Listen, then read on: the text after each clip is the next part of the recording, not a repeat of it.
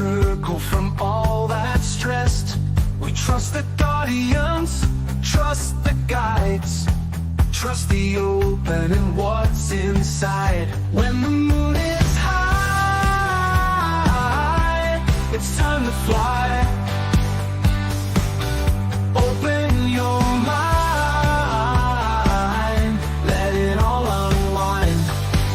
Let's get disengaged, time to engage. Turn another page, free from your cage. Get disenraged.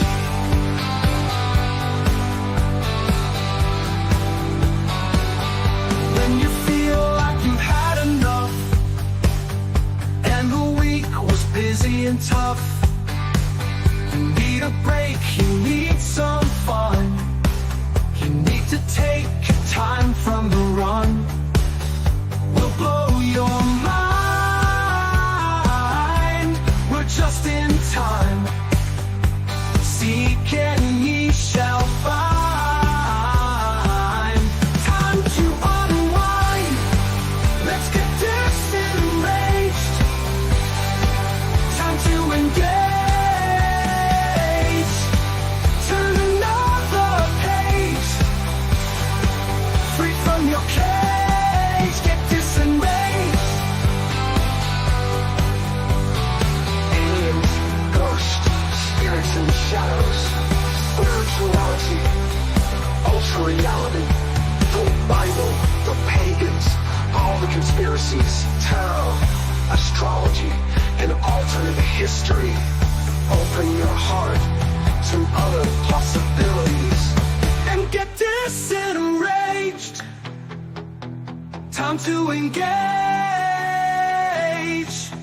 Turn another page, free from your cage. Get disenraged, disenraged, disenraged, disenraged, disenraged.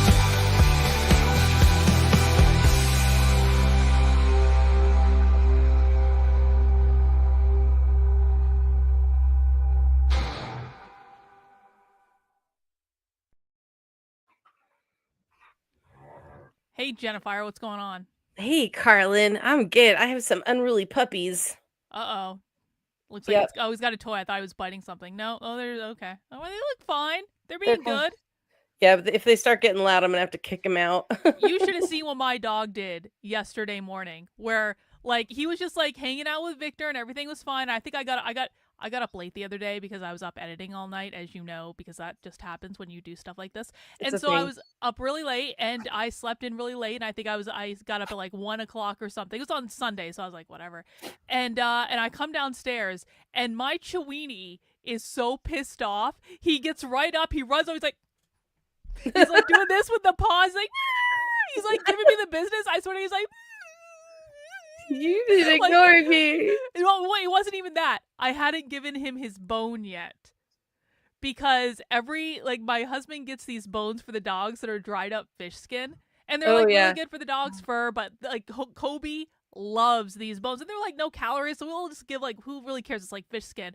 And so they can eat as much as they want. And he gets one in the morning and one in the afternoon. And I missed his morning bone because I was sleeping in, and he was very upset and he was telling me off. Well, how come Victor didn't give him the bone? Because he was waiting for me to give him the bone, because that's the routine, and my husband is a Virgo, as you know, and we do not deviate from the routine. And so I took one of the bigger ones out of the bag. I gave it to Kobe. He snatches it. He storms away. Like, harumph. It's like Thanks about for time. nothing. You're Yeah, late. exactly. That's Yeah. I was like, well, the dog. We know who is controlling this house. Yeah. You just gave me an idea. If they start getting too loud, I actually do have some really tough chewies that I got for them. They're like peanut butter flavored. Mhm. And they're probably only a molecule away from actual plastic. I don't know, but they're really good for them to chew on, and maybe I'll go grab them to shut them up. Oh, they're fine. They're fine. Oh, I actually don't now- mind the growling dogs. I think that'd be pretty funny. Well, I had a good day today. You don't know why? Tell me everything. Because the book is done. Woo! The book is done. The book has Whoop, been whoop, uploaded to whoop, whoop, Amazon. whoop, It was whoop. fully edited. I changed every punctuation. I even took out a fuck ton of quotation marks because, like, I originally had a quote, as you know, because you read it. I originally had quotation marks around like words that were kind of like Every ironic. phrase. Every phrase, and I understand why I made that decision when I made it, and then I was looking at it later, and I was like, you know what, this is not really that good, and it's gonna be better if I just take them out. Yeah, I So- understood them. There's a little distracting. Do you want to see something? Here, hang on. Sure. Okay, so Oh, you printed it. I had to. Well, as you know, and as everybody knows, I have been very sick and I have not been able to read because I've been too dizzy. And so I had to crash read this in like 3 days. But I want to show you what I did. And I know you'll never see this, but I did it. I actually did it for my own edification for some practice. Okay. So when I do my own work, and after I've done probably my second or third draft, I do something called a red pen edit. So, and I've told you about this, I print it out. Yeah. And I had your book printed out anyway. And as I was reading, I'm like, I'm starting to itch. You took out the red pen and circled all the quotation marks and the punctuation. Well, you no, didn't actually, like. I didn't mark up. I didn't mark up the quotation marks. I'm gonna see if I can find a page. But like, so here I have like, woo, I got so much crap on my desk. So like, I would just like make little notes and corrections, and then I had word corrections. Then I have notes in the margins and things like. Now those marginal notes are what I sent you in my report. Yeah. And then the most frequent things that I caught is what I made mention of also. But I just went through and did a whole red pen edit on this. I didn't circle the quotes because I thought, I understand it's a phrase. You're kind of making the phrase stand out. I was almost suggesting use italics instead of the quotes. But I thought maybe this is a stylistic choice and it wasn't incorrect, so I didn't mark it up. Yeah. Well, I did decide to take them all out. That's all good. Of them. It's going to read nicer that way. And it does. And it reads as more dystopian that way because it's like your brain isn't going back and forth between this is like it reads more like this is these people's like daily lives. Yeah. Well, that's how 1984 was when he had a new phrase, he would just put it in there and you're like, oh, it's this now, instead of making it stand out. So I'm glad you made that choice. Yes, I did. I made that all on my own. No one even told me to do that. You guys just said, fix this fucking punctuation, Karlyn. And I was like, okay, I'll fine, I'll fix the fucking punctuation. And I did, and you guys were right, and it was much better. But you know what? I was experimenting. I was having an artistic moment, and it didn't work out. And sometimes we need to do these things, and sometimes they don't work out. We've all done it. Trust me. We've all done artistic things. Believe me. It's called creative choice. Thank you. But I will say the core story obviously stayed the same. I know you haven't, I sent you the PDF last night. I know, and without giving away any spoilers, but you have actually read the book. You know the mise en scène of the story.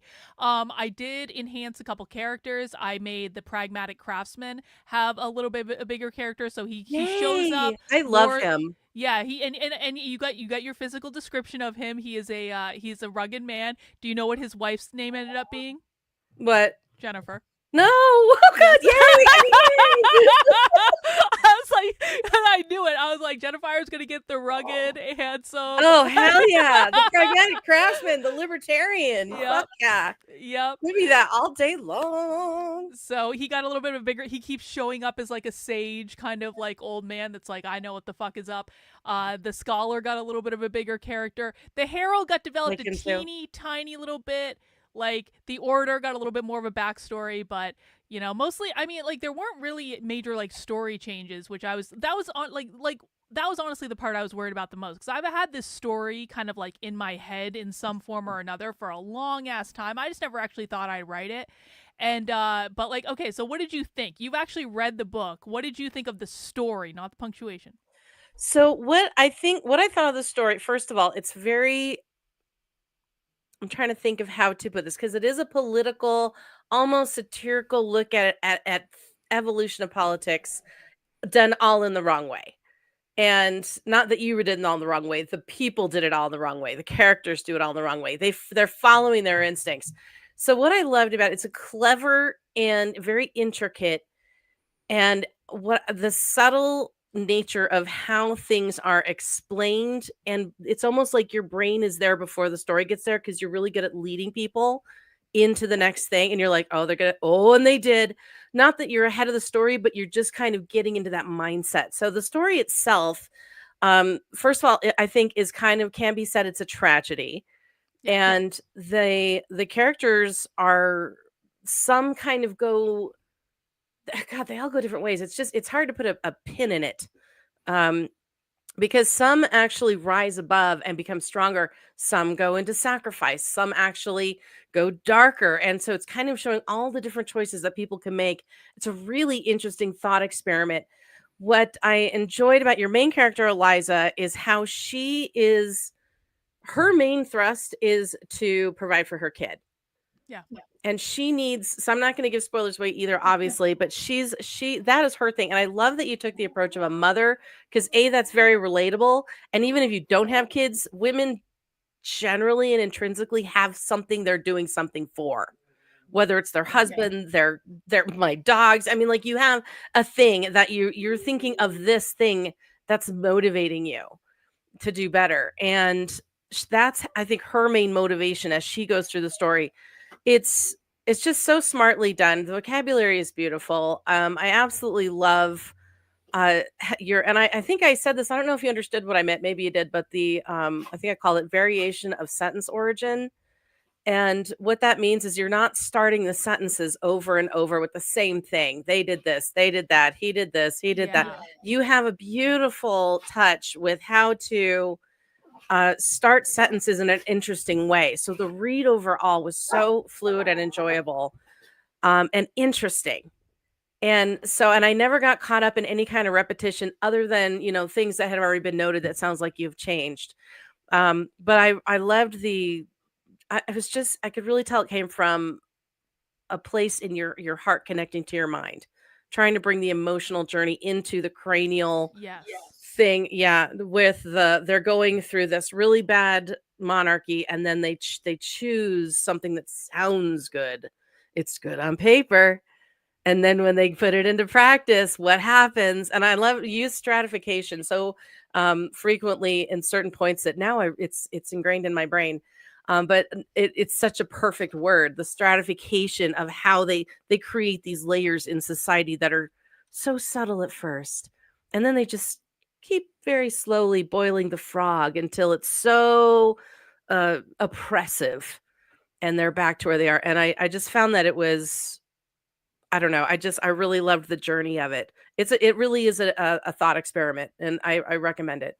So I really appreciate that. And I appreciate you guys taking a look at it. And, there were a couple things that were really important to me. Like having the emotional journey of it leading the story was kind of really important to me, because that's just how human beings are. And I think that that's why a lot of people get caught up in these far left movements. And I wanted to humanize that, because like it really does frustrate me. Like I know we watch socialism all the time on the channel, but like it really does frustrate me that the right and conservatives so dehumanize the left in how they speak about him. Now the left does that to the right too, and I'm not making an excuse, and I'm not forgiving them, but like there are reasons that people are leftists, and it's not that they're dumb, and it's not that they're mentally ill, and it's not that they're any of these things. There are actually practical reasons why this happens.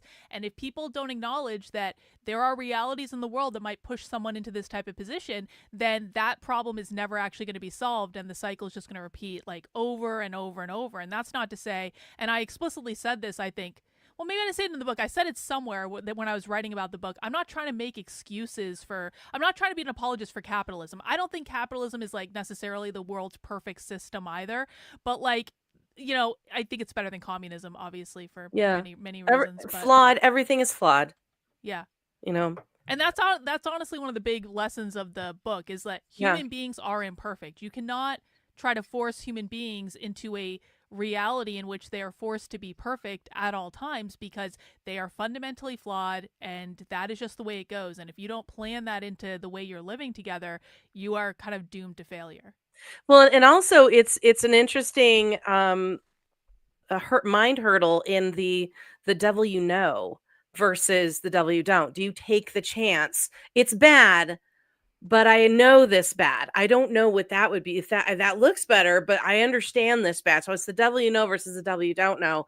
And a lot of people in your story, they take the chance because they finally get caught up enough where they finally get that push, that last straw. And they're like, all right, we're going. The rebellion is real. And then when it goes into practice, again, it's all roses and, lemonade until all they realize how far they've been boiled. And Yeah. I got the emotional content of it, and I agree completely, but I also love that you didn't just present a like solution. You really, here's the answer, la, angels singing. You're like, we're trying another system. And I loved that, they're admitting this is also flawed. We're trying to do something different, and it's also flawed. And I enjoyed that as well, because you didn't come off like, this sucks, here's your answer. And I really love that you let us, especially by the end of it, really think about, well, what would I do? What do I think the solutions are? You really got me thinking about what I think, not like the perfect society, but it's like, what if I was in charge, if I was king of the forest, what would I do? And I thought that was a really cool way to leave it. I felt very satisfied at the end of it. And I also agreed, and I'm not going to say anything, but you had put in your acknowledgments that you had a different outcome for Eliza's daughter. And I really love the choice that you made. As tragic as that was, I feel like that drove the freaking point home, because it does show when someone voluntarily gives themselves over, it can really mean, like, to me, that was like the moment of singularity where brain meets automaton and there's just nothing left of the human. Yeah. And it was the only choice that could be made at the end of the day. And I started with a different choice because I've never written fiction before. I don't know how to do this, but it became very clear to me after kind of like a little, I was like, no, this is the only way to go. But, I didn't want to make a commentary too much in the story on like, here's what we should do, because I don't know, Jennifer, I'm kind of in a place in my life where I know what I don't want. I know what I think is a bad idea. I just don't actually really care about forcing people into any sort of thing right now. I'm kind of like, people should look at what's going on and make up their own minds, and I will be a source of information and ideas for people. But like, I don't view it as my job to convince people of anything. I'm just like putting my point of view out there. And so, but I did get my kind of like licks in, and there is like an afterword to the story in which I was like, here are all the ways in which communism is bad and wrong and fails every single time. And you guys are going to say that I'm exaggerating in this book, but I'm not exaggerating in this book, because this is what always happens every single time. There's historical record of everything you put in that book. Yeah. None, I mean, it's fiction, but it's not, it's based in reality. It's grounded in reality. And I think what came to mind so much during the story the most was probably Animal Farm. Because have you read Animal Farm? Oh, of course, yeah. Yeah, it's such a quick read. If anybody hasn't read it, take an afternoon. It's a novella. It's very short, and it's so good because they're all the animals. What was interesting, what I think it was George Orwell who wrote that, the animals have different memory spans. And what's interesting about that is that's kind of true to people, because it depends on it. To me, it was an allegory for people who are older, who have been through a lot more life, people who remember longer, people who are like, say, all of our generations. You've got your silent generation that's dying out, the boomers who are aging out. Then you've got, the X gen, millennial, Zeds. Now we've got Alpha. Did I miss anybody? So and everybody has a different perspective because they have different memory spans. And that's kind of how Animal Farm is set up. Everybody has the horses remember the longest, so they remember the sages. And they had this chalkboard where they had once they kicked the farmers out, because the farmers were the tyrants, they were the kings. So they kicked the farmer out and the animals took over the farm, and they had a thing on the side of the barn where they wrote their rules. And the horse had the longest memory, so he remembered the rules. And as the pigs began to take over, it started changing the rules. Rules began to change, and the animals with the shortest memory didn't know that the rules were ever different, because they couldn't remember that. So only the horse would sit there and go, now, well, this used to say da da da da da, and the rest of sorry, what? John just sent me a message. I'm gonna ignore that for a second. So the horse is the one that was sitting there going, no, but this used to say this has changed. And the ones with the shorter memories are like, no, it's always been this way. This is how it's always been. This has just said this. And it kept changing and changing and changing until the pigs became standing upright and wearing clothes. And then it was like all animal. Then the only rule was all animals are created equal. Some are more equal than others. And that was the last rule. And then the horse died and nobody remembered what the rules ever were. And memory was a very important part of that book. And like our ability to remember, our ability to even just like talk about accurate history or like, document accurate history or refer back to it. And actually, there is a character, and I don't actually know if this was in the version I sent you or if I wrote this after. I don't remember. It all kind of jumbles together. But there is a character that does end up going to re-education camp for trying to come in and say, that's not what happened. This is what happened. Yes, I think, wasn't that one of the Marcuses? It's not anymore. One of the Marcuses had a tough time too, though. Oh yeah, I know. That was rough. That was a rough one. But yeah, I remember that. It's clearly, yes. So anyway, yeah, very cool. So I'm going to, and just so you know, husband and I are going to have a bonfire at some point here this summer. And I have saved all my edited copies of my books, my red pen edits. And you're gonna burn it? I'm going to burn this with my red pen edits and send it into the universe with prosperity, probably with some basil for some money. And so that's what I'm going to do for you. Awesome. Well, I really appreciate that. And I gotta show you this Shed of Fire because so I posted the book cover, which I love this book cover. I love the stark white. I know you wanted to have a border. I actually did try it with a border and I was like, no, it's fucking perfect. It's stark white. There's a little fucking murder child.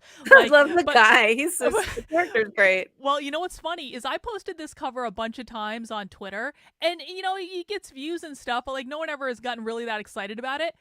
Well, here's why I think this book is gonna do well. The communists have gotten wind of this. And now the communists on Twitter are retweeting this. And if you see this post from yesterday has over 70,000 views because the communists are all pissed off and they're all replying with how stupid this is and how much I don't know about Marxism and all this shit. And they keep saying to me, they're like, we're going to steal your PDF and read it. I was like, I hope you do it. I hope you post about doing that because then I'm going to take screenshots of it and I'm going to use it to sell more books. And they're like, why would you do that? I'm like, because there are a lot of people that hate you assholes. Like, well, and not just that, we're scared of. We don't want their ick, man. No. And I even told them, and I think you would agree with this too. For the first 3 acts of that book, the communists are gonna fucking love it. Oh yeah. Like this is their book for the first half of it, and then it goes horribly wrong and awry as it's prone. But like I feel like I told a very fateful story to what communists actually believe and what the revolution actually is. It's exactly what happened with the Bolsheviks. Exactly what happened with the Bolsheviks when they took over Russia and they took over all of the rich people's houses and they moved in. They said, you've got a 12-bedroom house that can fit. That's a family per bedroom. So we're moving 12 people. Oh, we'll move 11 families in. The original family can pick a bedroom too. And that's how they did that. I mean, if you watch Dr. Zhivago, which I really don't like that movie, but for the historical content of it, I thought it's worth a watch. But that's what they kind of did. They just redistributed everything into communal everything. And literally that's what you say in your story. But the other thing with them is this has happened in America. Let's examine COVID. Because what happened during the shutdown, people like the elites, like I'm just gonna say the elephant in the room because she is an elephant, Nancy Pelosi, went and she was like, well, I need to get all the barbershops are shut down, but she had to go get her hair done. And you know what she actually said? Who remembers the quote when she was like, well, we're in the public eye. It's important for us to look good. We have to look good. We have to have special treatment. And the woman who she freaking talked into cutting her hair got her salon closed. She didn't stand up for her. She didn't say, no, that's my fault. I begged her to stay open. There's hidden cameras. There was cameras in the salon showing Nancy Pelosi running away from when somebody was knocking on the door going, hey, are you open? You're not supposed the police were knocking on the door or whatever. Are you open? You're not supposed to be open. Nancy Pelosi with her little freaking cap on and her little towel and she's running into the closet, trying to hide from the police. And then she's like, well, I'm just more important. I'm in the public eye. They do the same thing with private airfare. Everybody needs to drive a horse and cart now because fossil fuel is bad, except for us, because it's really important that we get places quickly and without standing in line or going through any of the security. And we have our big private jets and, which burns more fuel than all the cars in Detroit, in New York City. They were one freaking air flight. And they're like, well, but it's because we're special. The pigs are already dressing like people. They're already freaking doing it in this country right now. It's so true. And the communists, I mean, I feel, again, like I want the communists to cry as much as possible about this book. I think it's only good. There's one more thing I got to show you before we jump into this Jesus thing. And I know I'm talking a lot about me because it's my month of narcissism, and sometimes I'll do that. But Happy I got to show you birthday. this. Thank you. Well, yeah, it is my birthday on Saturday, so we're not going to see each other again until after I turn 29. Uh-huh. So I got to show you this because I know you kind of poo-poo AI sometimes, and like you're skeptical, and I keep trying to convince you that it's a really good idea. So I put the book cover into ChatGPT and I said, "Can you give me some just like ads with this book cover and it's saying something really? Can you do this right, ChatGPT? Let me show you what it gave me. Boom." Look at that. Oh listen, my God. There's a little typo right here, but I can fix that. That's not a big deal to fix. A revolution will not be gentle. I was like, you even got the little guy pretty much correct. And I was like, he is here for some shit. Oh my God, look at that guy. There was a brief moment today. I was like, should this be the cover of my book? This is pretty badass. But then I was like, no, we're going with the white. I'm in my black and white period as an artist. Oh.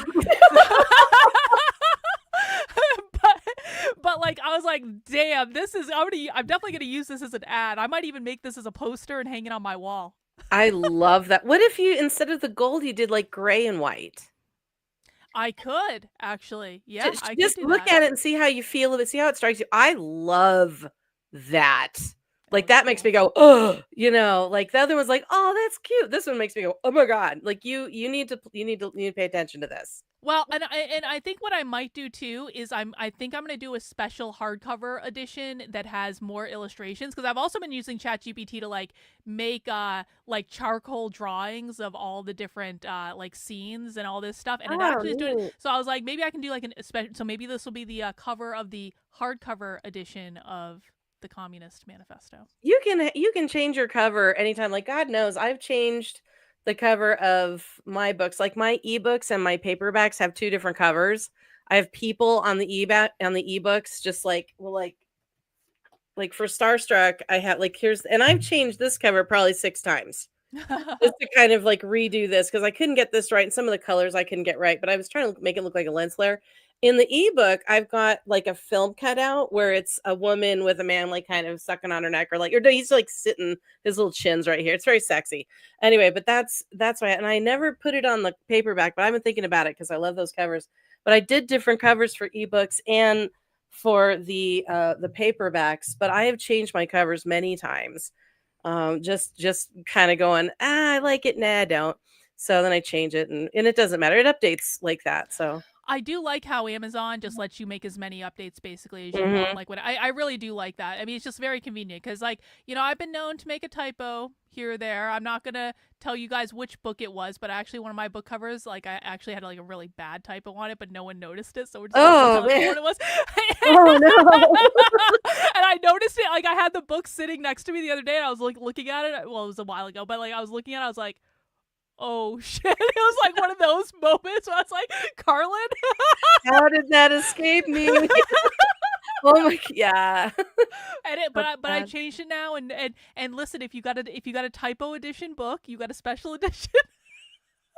There are books from like the Dune books, because they had a bunch of typos in them. The old, because this is back in the day when guys would type it on their typewriter. Yeah. And then it would just go to the printer. Like we didn't have computers for See, ever. That's the vibe I'm trying to create with my publishing thing. I'm just like writing as many books as I fucking want. Just send it out. Yeah, exactly. Yeah, and so there's copies out there that have been revised, because Dune has been sold to different publishing houses over the years as their copyrights expire. And it goes into different, they buy it and then they go through it, they re-edit it, they put it back out. Every time there's edits, but if you've got one of those old copies with lots of mistakes in it, very valuable. So that's what I'm saying. You gotta turn it around. Like, it's not a copy with a typo on it. It is a limited edition first edition that will never be printed again. And now you have the copy and no one else does. Congratulations. Yeah, original pressing. Yep. All right. Well, we are doing tonight the Afterlife interview with Jesus Christ. And I actually think this is pretty great because I wanted to watch this. And we have not watched Channeling Eric in a while. Jennifer, why did you make this selection? Because it was suggested during movie night. Whoa, there goes my pen. And I I'm didn't at have time to research, and someone else told me I should. I had a really packed day today, and it's just been kind of busy because I'm trying to make up for being sick and like getting all the stuff done that I couldn't do. So I have like double the crap to do this week, and I'm like, I don't even know what to do. And someone suggested channeling Eric. I think John did, and then or somebody, and then but I know John suggested the Jesus ones. I'm like, done. I'm like, that sounds great. Right now, I need things that are easy, and I think this is going to be really cool to watch. No, I hope it's one of the good channels. I hope it's not the channel that was faking. No, it's not the channel that was no. Okay, she's not the one that was faking last time. Because Okay. I do like channeling Eric. We watched channeling Eric before, obviously, but some mediums or channels are better than others, I think they and have different filters. I think some yeah, have more, they have less of a filter, some have a thicker filter. And you can kind of tell when they're putting their own words in it versus the ones that are just letting it flow. yeah, and that's really like what I was gonna say too. It's not like they're not being mean or malicious or anything like that, but you can definitely tell when someone is and by the way, I want to say this too. I feel like that Communist Manifesto book was like channeled from something. That like not all that book came from me. So that's another reason I like this stuff, cuz I do actually understand this. But have you ever had this happen where like you write something and you're like, where the fuck did that even come from? All the time. Mhm. It's almost like, well, at least for me, I don't know, I can't speak for your experience, but for me, it's almost like the characters exist somewhere and they're telling me their story. And I'm just Yeah. typing as fast as I can to keep up with what they're telling me. And it's like, why are we choosing this? Don't question it, just type it. Yes, ma'am. Okay. And so, I'm just, yeah, it's interesting. There's a show that I love called Evil, and there's a psychiatrist who's in the show, and he wants to write a book, and he makes a deal with a demon to write a book, and the demon gives him a way to do it, but he has to, basically what he has to do is he has to do a spell, and then to get a demon to take over his hands, and the demon writes the book through him. So he sits there and he's just laughing and he's not even thinking about it, and he's just typing away. And I'm like, I've actually felt, not with demons, let's not get stupid, but I've had that experience where it feels like your body's being taken over and you're just like, wee. And it's exactly the same. It's funny. For me, it's like when it happens, and this hasn't happened to me often, but maybe if I focus more on writing, or as I focus more on writing, it will. Like, I get basically like a block of like information. And it's like, so for me with this story, it was like I said, I'd had a story like this in my mind for a while. This had been like a book I'd been thinking about. But it was like all of a sudden I had this like block of information where it was like I could see the different characters differently, and Hmm. I could see what it needed to be. And it was like I needed to write it. Like Yeah. there was no escape. Like I was not working on fuck off anything else until the book came out of my system. And I spent like 2 straight days doing nothing but writing that fucking book, and then getting Mhm. it to some sort of like iteration where I was like, this is actually a story. Yeah. No, it's almost like getting downloaded, like getting plugged into the matrix, and then you come out on the other side and you're like, I know kung fu. And it feels like Yeah, that. that's Yeah. exactly what it's like. It's like where did this even come from? I did not Whoa. have this Yeah. information like 2 months ago, like not at all. Yeah. But anyway, so we're gonna watch a channeling afterlife interview. So if people don't believe in channeling or afterlife interviews, I mean, hang out if you want, but if you do, you're probably in the right place. And there's 2 parts to this, and they're both about half-hour long. And should we jump into it? Are they only 30 minutes? Yeah, Oh, really? we've been Wow. chit-chatting for a half hour, so it'll probably be pretty good. Okay, cool. All right, Let's get do it. started.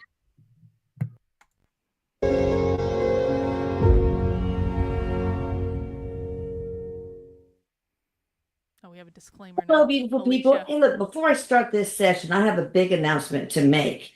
And, the documentary that's been in the works for a long time about my son Eric's life, it's almost finished. But in order to Oh, that's get nice. to that finish line, the We director should watch producer that when it comes Paola out. Marino Yeah. needs some help. So she needs funds to cover all the professional fees that will be involved to bring the story to the Crowdfunding. screen. All right, I appreciate Item- Alicia. I just don't want her to do crowdfunding campaign right now. Yeah. We're going to talk to Jesus. I'm So- excited. Eric's doing a bow to you. He's doing a bow Oh. to everybody. Oh, well, we bow back. I love you, Eric. Jennifer, why don't you ever bow to me? I beg your pardon. I just teed you up there.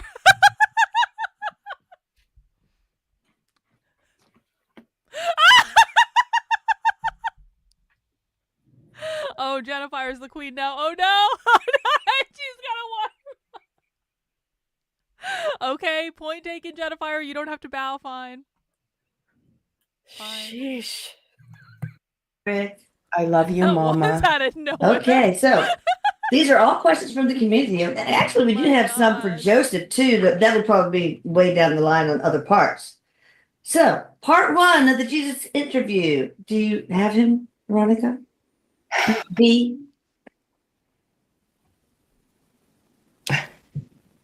Yes, and Eric says I have my Jesus sandals on. Oh my gosh. Oh my, you better not bark. Yes, we are ready, and the energy in the room is off the hook. Oh, I bet. Aging Jesus. Wow. Is it true to, well, thank you for agreeing to this, Jesus. I love you so much. I call you Yeshua when you're part of the divine team. I hope that's right. Yes. Okay, good. Is it true that you are a firstborn soul? Firstborn referred not to birth order, but to rank. The firstborn possess the inheritance and leadership. Therefore, the phrase expresses Christ's sovereignty over creation. After resurrecting Jesus from the dead, God gave him the authority over the earth. Jesus created the world, saved the world, and rules the world. Is that true that you're a firstborn soul, as this person puts it? So Eric's laughing because he says, could we start off any more complicated? I know, right? So Jesus is the king of simplification. Okay. So as I'm hearing it from him, are you asking me if I am the firstborn incarnation of God himself? Is that what you're asking? Would that be helpful? I don't know. Yes, Alicia, that's what you're asking. So Yes. to answer your question, I am the first prophet. Yes, I'm a prophet, but I'm also the son of God that has the the spark of God in me so prominent. Is it that you came in without spiritual amnesia? Is that a factor? Or did you have at least an element of spiritual amnesia? We all have an element of spiritual amnesia. Mine was extraordinary in the sense that I was the original. So there was no life before. Oh, I see. I hope I have that right. It's I think it sounds right. it's a lot. Doesn't that go along with what the Bible says? How like the word was God, and the word was with God, and the word, I think, is the entity that came down later in biblically and became Jesus. It was like God, the word, then the angels, then man. What does it mean that there was no life before? Like this was the first incarnation of this energy? Like when God split the first time, it split. When divine split, it was divine and word, or God and word, or and Oh, so this is like the first, OG original, like the first split in when source. you see a cell divide. Yo, that's fucking deep. I think that's what she's saying. Now, I could be misinterpreting that because my idea of it in my imaginings has been that when divine first burst off other spirits, it was several, like like tons of them came out. So maybe it did it once and then they both went, or maybe it went and the other one stayed intact. I don't know. But it's an interesting idea because he says there's no other life. Oh my God, she has my exact same lamp. I'm sorry. That was stupid. I just It's a sign, Jennifer. I mean, so just so people know what we're talking about for people who aren't as into this. So and correct me if I'm not explaining this correctly, but so essentially the conceptualization is in the beginning there was one energy and there was only that energy, and that energy was source, and that source is what you call God, and that is all that existed, was this one big giant ass ball of energy. There was nothing else. One alone what's the word I'm looking for? Entity, essentially consciousness. That's the word I'm looking for. And that consciousness wanted to understand itself better. And so the way that we understand ourselves better, and this is just a general kind of condition, is we learn by being able to contrast things and being able to have like multiple perspectives on things. And so what it did is it said, I'm going to take my one pure source energy and split it into an infinite number of parts. But like that first split would probably be one of the most profound, because it's the first, like, it's like this kind of act of creation, like, you know, can I split myself into two parts? Like, can I even do this? It sort would of be thing. like spontaneously being able to have a child, Yeah. like just boof, child. You don't Like, need you any envision other it, interaction. and Yeah, there is a there it child. is. Yeah, and because after some time, I think it wasn't necessarily lonely because it didn't have the concept of loneliness, but it did have a concept of solo and so it was, I would imagine it would be like, what if there was more of me? Mm-hmm. Let me try more of me. What does that look like? You know, and because it's just a very neutral, creative thing. And let me try more of me. Oh, let's try more. You know, it makes more. And in the spirit world, we don't, it's not like Earth. In Earth, like, things take time to create for a lot of different reasons. In spirit, you create like that. You can snap your fingers and have whatever the fuck you want, because it's just, we are not encumbered by the body or by physical things. It's just a different plane of experience. And so Yeah. the whole idea is like, every single one of us is a little piece of God that has come off of that source energy, right? Yeah. So Yeah, we're I think all we of all are. God. Yeah, even if it's generationally down. So, like, imagine if source splits into 5 things, those 5 things split into 5 more, each make 5 more, and those make 5 more and 5 more. So it's almost like a family tree, but it's all the original energy, just kind of going into more parts, and it's infinite. Yeah, and this is what people mean when they say, like, I'm you, you're me, we all come from the same place, because we're all of source. And I think that's what Jesus's primary message was when he was saying, I am the Son of God, but also he also said we are all the children of God. Like, it was saying, he was literally saying we are all Yes. of, you know, the same Like, source. You can do anything I can do because we were all from the same place. But Yeah. Jesus had a different type of consciousness and was more spiritually aware than most human Yeah. beings are. Well, and I love the question was, did you have any spiritual amnesia? And I'm not sure if she's answered that exactly, because she kind of went into it was just me. And then, yeah, so well, maybe she'll answer that. That's interesting, though, that it might have been like the first split. That's Very crazy. possible. Yeah, interesting. Oh, it's going to even get more complicated, probably. Were you born into that body, Jesus, or were you a walk-in? I was born into this body. Okay. And have you assisted from the other side in creation of Earth human beings? Understanding that assisted means I had a hand in the creation of human beings. Yes, in the sense that I am an extension of God. So I would answer it yes. But are we all? Aren't we all whole and part of God? Exactly. Now you understand. Yeah. Questions can be complicated because I am not different than you are. Okay. When is your real birthday? Because the Vatican says it's not December 25th. He's a Pisces. I think that Pisces. the pagans just wanted to, they just wanted to like take over the winter solstice and sort of compete She with the means pagans Catholics, to I'm create sure, December Christian. 25th. It's a good party, right? Yeah. My birthday is actually calendar year in March. Pisces. Okay. All right. Pisces. Pisces. Yep. Pisces. Pisces with the fish. They always have the little fishy sign that's like, that's Jesus' symbol. And it's like, well, that's Pisces. And then, oh no, it's because he was a fisherman of men. No, it's because he was born in March. He was a Pisces. Sometime in the spring. What did you learn in India? Oh, I know what Humility. Oh, wow. I learned the true meaning of compassion and equality. Even though it wouldn't appear that there would be a sense of equality in this place called India, I experienced it on a different level. Do you know what I that's really a reference to?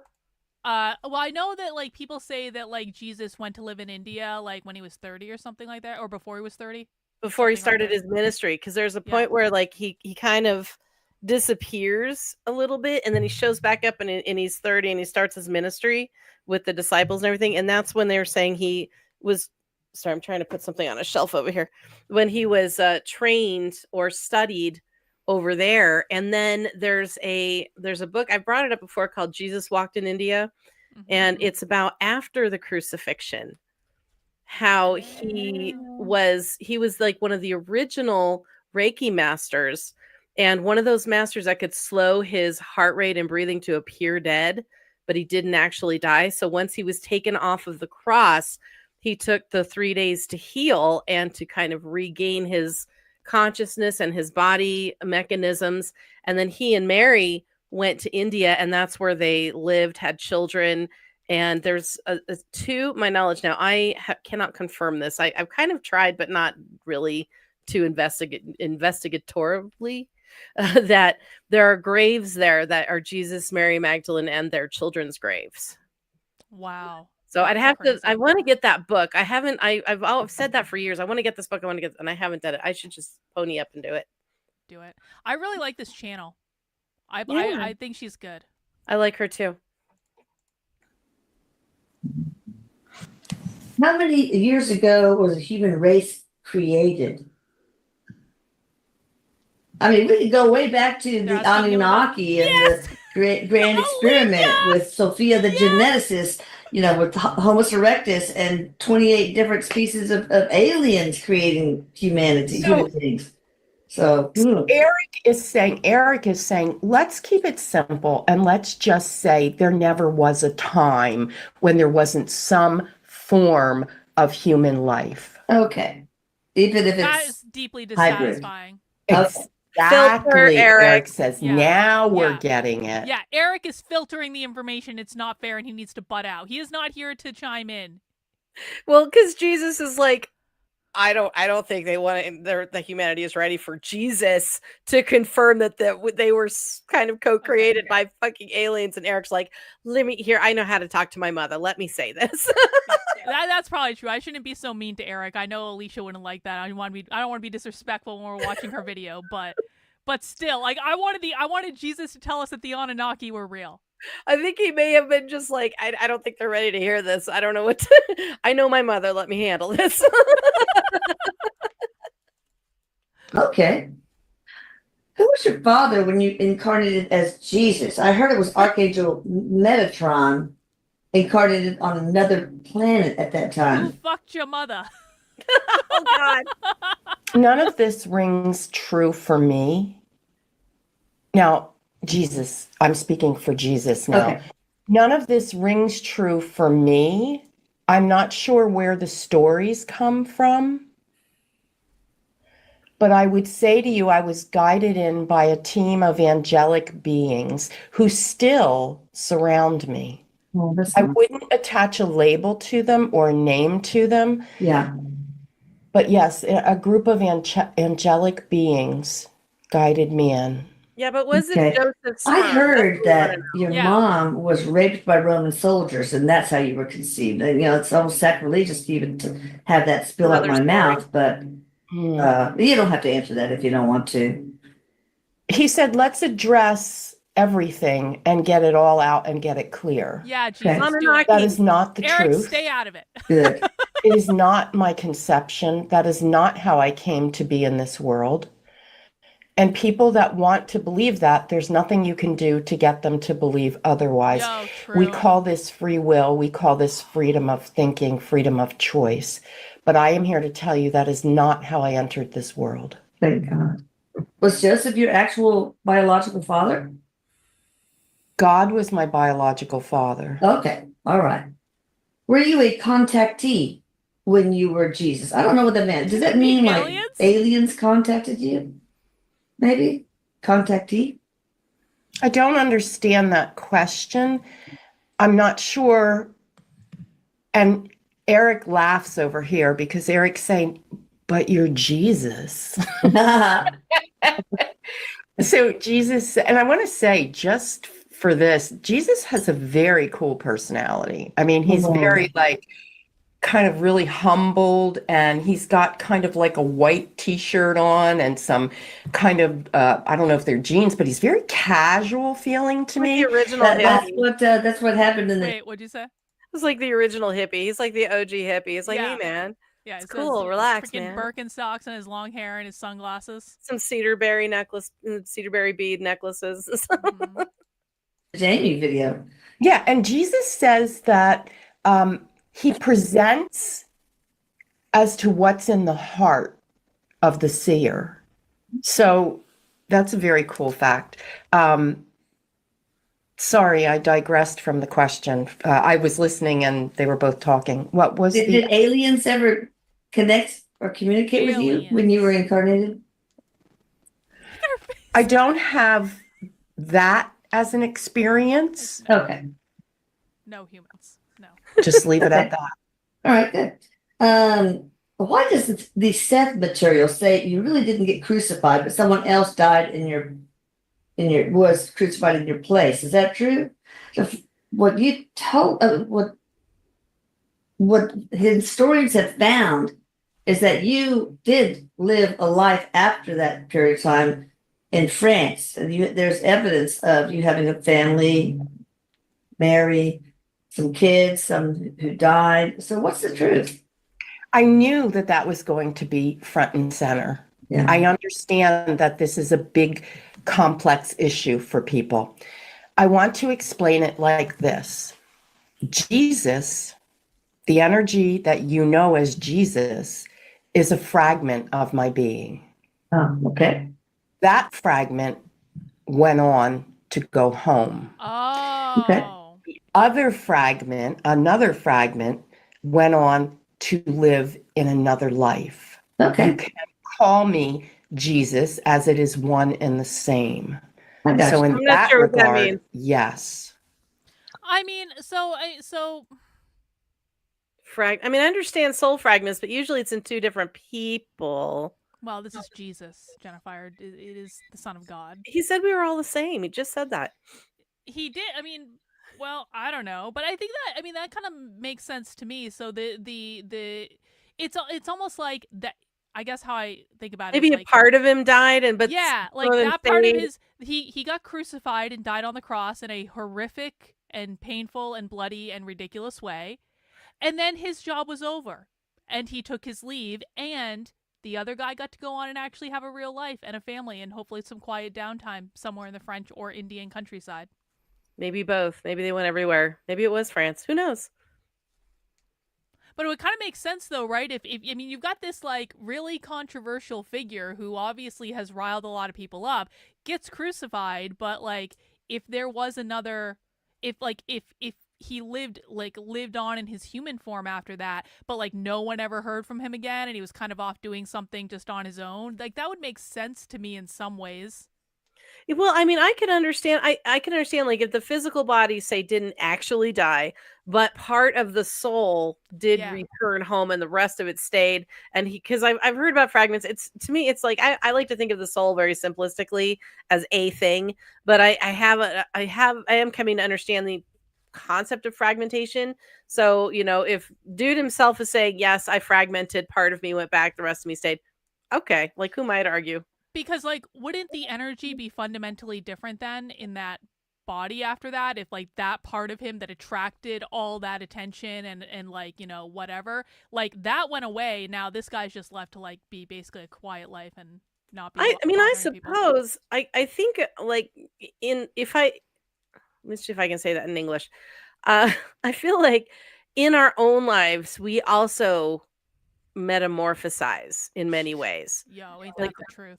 yeah, so like the Jennifer that was in 2003 is not the Jennifer that he is here in 2005.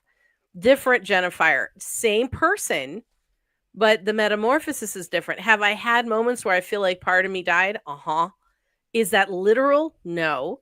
Is it figurative or spiritual? Probably. Yeah, well, yeah, obviously. So I mean, my body's been here. Have I gone through some shit? A couple times I thought maybe I actually did die. I'm not sure what happened the next day. I'm like, did I die last night? Like, it was like, I had some really hoopy experiences. But I'm wondering if that is part, maybe that's the allegory. I don't know if it's figurative or literal. Maybe that's what actually happens to us when we have sudden, because you have those moments, you've had those aha, boom, I'm changed moments. Maybe it's soul related, maybe it's soul fragmenting. Maybe that's what it is. You know, I was just thinking about that like last night, because obviously when you have a birthday you start to think about things, and you know, turning 20, you don't turn 29 every year like I do, and so I was I was thinking about that, and I was like, yo, I worked at the public radio station I worked at 10 fucking years ago. 10 years ago, and that was like a real turning point in my life. And I was thinking about it, I was like, that was a long ass time ago. Like, what the fuck happened? Like, seriously, I feel like I snapped, and it was like, it's a completely different life to me. And even if I think back, you know, before, I don't even remember parts of my life before I was like in college. And so it's like, it's so interesting how alcohol will do that. No, it's not even alcohol. It's just I think probably there was like trauma in my childhood and stuff like that. I'm kidding. but no, but it is interesting. It's like, that doesn't even seem like me. Like, I know it was me. I know I lived that experience, but I have no connection to it now. And I was thinking today about, like, I used to work in corporate America. I did corporate training for like ever and ever and ever. I've worked with all these different businesses and teams and stuff. And I was thinking today, I was like, what do people in corporate America even do? Like, and I was thinking about it in relation to AI. I was like, I wonder if people in corporate America are using AI because they would work themselves out of a job if they did, essentially. And I was like, I have no, like, there are huge segments of society that I used to be a part of that I just have no conception of what these people even do anymore. Oh yeah. Likewise, when I think of previous versions of myself or younger versions of me, and it's almost like I visit that person in my memory and check in and go, oh, because now I've got such a different perspective. I can understand why I was feeling the way I was feeling at that time, or acting the way I was, or saying what I was saying. It's like, I see why I was doing that now. I didn't understand it at the time, but now it's like I'm revisiting it and going, oh yeah. And it feels like I'm almost eavesdropping on another person, you know, in my memories, you know, to think of it in an abstract way. Well, can you explain what happened after your crucifixion? Like, did you die, or did you have a near-death experience? See, what I've heard is that you learn how to lower your respiratory rate and pulse so much that it seemed like you were dead, but you really weren't, and you were put away, I don't know, where, a cave or something, and then others got you up and rescued you, took you away. My soul left my body. Okay. This is what we call dead. Okay. My soul went home, if you will, and my body was preserved by divine intervention. Okay. Where's your body? I came back into my body. Oh, okay. And then when I left for the finality of it, my body has decomposed, has disintegrated. My body is no longer. Are you talking about dying in that other life in France, and perhaps the south of France, when you ultimately died? I'm talking about as Jesus crucified on the cross. Oh, okay. I got you. I came back, as you know, as some of you will believe, and I'm not here to make any of you believe anything. I believe in my heart that all roads take you to where you need to go, which is love, the supreme being. Yep, if true. Who I am or who I have been motivates, inspires, drives you to seek love on a higher level, that is all I am here to do. That's a worthy and noble cause. So according to scripture, 40 days after the resurrection, Jesus' ascension was a literal bodily return to heaven. He arose from the ground, gradually and visibly observed by many intent onlookers as the disciples strained to catch the last glimpse of Jesus. A cloud hid him from their view, and two angels appeared and promised Christ's return in just the same way that you have watched him go. Can you explain that? My body is no longer. What they witnessed was real, but my body was gone after that moment. Okay. To see it with your eyes makes it real. And we needed to show the reality of it. But that body didn't stay attached to me after the initial moving up. Okay. All right. Another one brings up this. I've heard that you went and lived in the south of France with Mary Magdalene and your 3 children, and you changed your name to Emmanuel. Is that true? And did you die, or did you just ascend to another dimension? I became that fragment that was Fragment. Emmanuel. You were a soul fragment, Emmanuel, and Emmanuel's body. Yes. Was that like a walk-in? Was it somebody else's body to begin with? It was a complete, pure being. So you went to a baby. I inhabited an infant. Oh, okay. Gotcha. Okay. Then you grew up, and how does Mary Magdalene fit into that? Think of the fragment. Think of the piece of. Our souls are still intertwined. Our souls will always be intertwined. We knew we had more to do, and so we both came back and continued to live that life. What was the reason for your incarnation in that lifetime? To find the roads to love, as you mentioned before? Or? To find myself without all the adulation and all of the showmanship around who I was, that I was the connector. Being in that life as Emmanuel, I was truly the everyday person. I got to put into practice, if you will, what I know in my heart as Jesus. You see, it's very difficult to humanize who I am. And I'm doing a very difficult task for Veronica to interpret using her limited language and knowledge.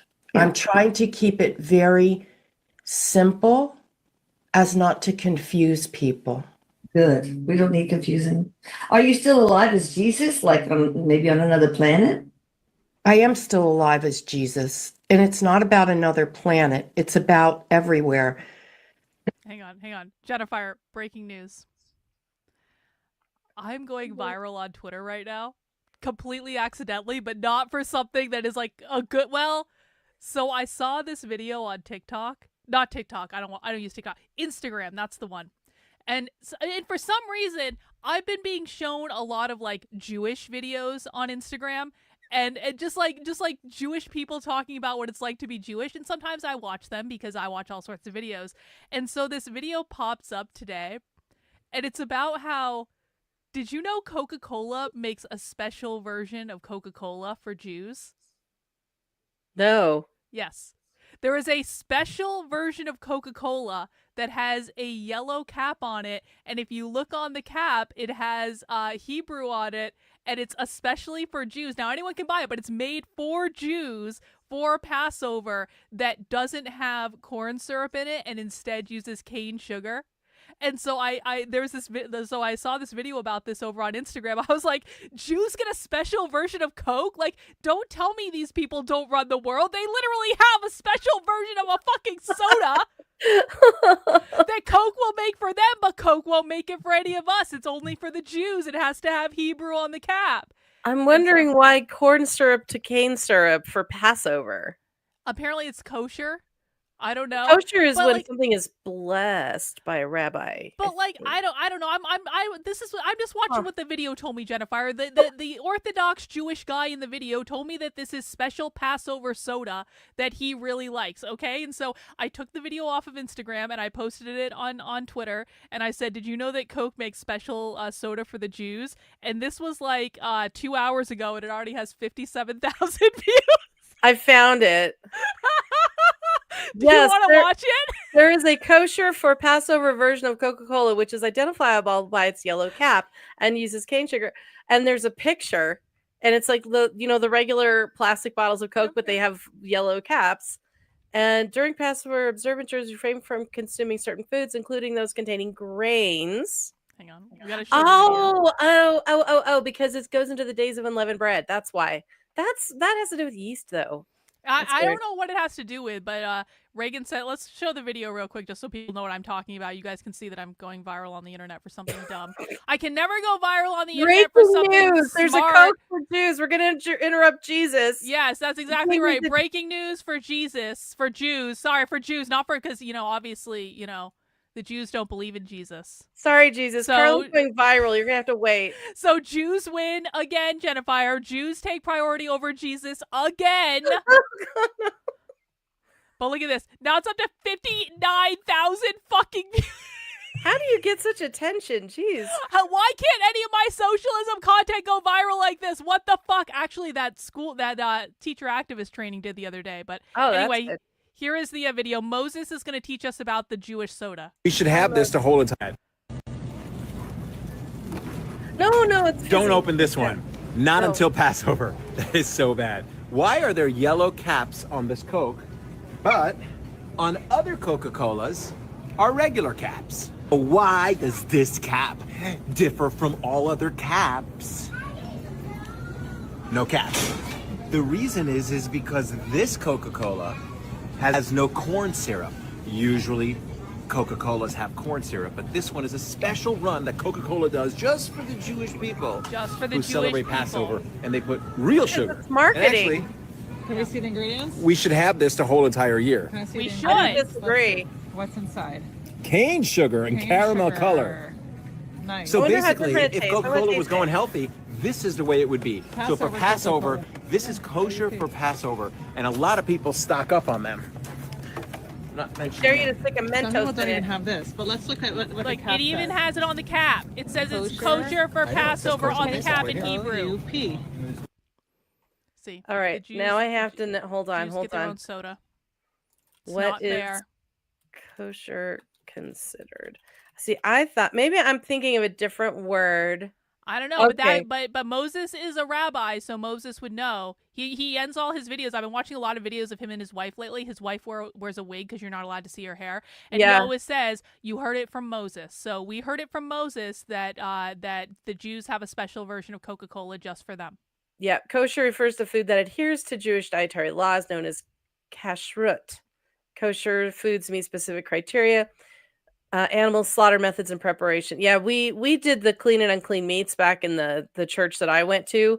We didn't care about like preparation per se, and like you can't have beef with milk or some shit or cream sauce or thing. I don't know, but there's all kinds of different things. But okay, so now we got that. I never understood the thing with like I understand covering your hair, but I never understood what the difference of it was covering your hair with other hair. Because it's not your hair, and because they do talk about this. I've been watching a lot of Jewish videos lately. You can basically ask me anything about the Jewish people, and I'll know the answer. So basically, it doesn't matter that it's hair. It matters that it's not her hair, because her hair becomes sacred for her husband only after she gets married. And so if she buys a wig of someone else's hair that looks exactly like her hair, but you can still tell it's a wig because you can always fucking tell it's a wig. But like if she does that, it's totally fine because she's still saving her actual hair for her husband, and she's not allowed to let no other men are allowed to see it, and no man can cut her hair. She has to go to special Jewish hairdresser and all Yeah. that. That's a I lot of agree work. with pressure. Thought. The Jews made too many rules. Dude, it was like Yeah. because the church I went to adhered to a lot of Jewish rules, not the hair thing, not the covering your head, but like a lot of biblical stuff. And we had a lot of rules. And it's But it makes you feel like you know your place, you know, you know you're where you fit because you're following the rules, and it makes it just like any other society that puts you in that gives you a slot. Here's your slot. It's easy if you don't mind, if you don't think outside of the box. It's a very comfortable place to be.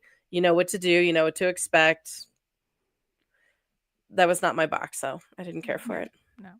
But, don't tell me the Jews don't rule the world when they get to call up Coke and have a special soda. No one else gets to call up Coke and have a special soda. And why the fuck can't we just have this soda all the time? Well, I think that, yeah, I agree with that. But I think Coca-Cola actually was realizing they took a dip in sales because there's such a big Jewish population. So they decided we can sell more Coke if we make it for Jewish people. Yeah. They should I wouldn't read into it too much there. But yeah, I mean. They should just make it for all of us. It's not fair. The Jews get everything. The Goy get nothing. Oh, the Goy. The Goy get nothing. We have to accept our Goy slop with our corn syrup. Our shitty corn syrup. Our shitty soda. The Jews get the good soda. Yeah. All right, back to Jesus now. Sorry, Jesus. Sorry, Jesus. We interrupted you for an important news bulletin. Eric chimes in and Eric says, just as I am where I am. Oh, okay. Jesus is where he is. This is the destination for all of us, Jesus says. Oh, okay. Was there a war on Earth 12,000 years ago? If so, like an alien attack. If so, what species attacked Earth? I'm not picking up any. Yeah, I mean, I don't know. I've never had Mexican Coke. So I don't know which Mexicans get their own Coke too? Yeah, well, I think it actually might be the same as the Jewish Coke. So the Mexicans get their own Coke. Apparently America's the only place where you can have Coke with corn syrup in it. And so we get the shitty Coke, except for the Jews who get the good Coke, and the Mexicans get the where the fuck is Trump's executive order about this? This is what I want to know. Why hasn't Trump written an executive order? RFK Jr. and his health maha thing. That's what we need. This is way more important than RFK Jr.'s public health battle against anti-Semitism. I want a public health battle against corn syrup and Coke. Do you know, I because of the tariffs and things, there's a lot of conversation now about imports and exports in detail that none of us ever really cared or wanted to know before.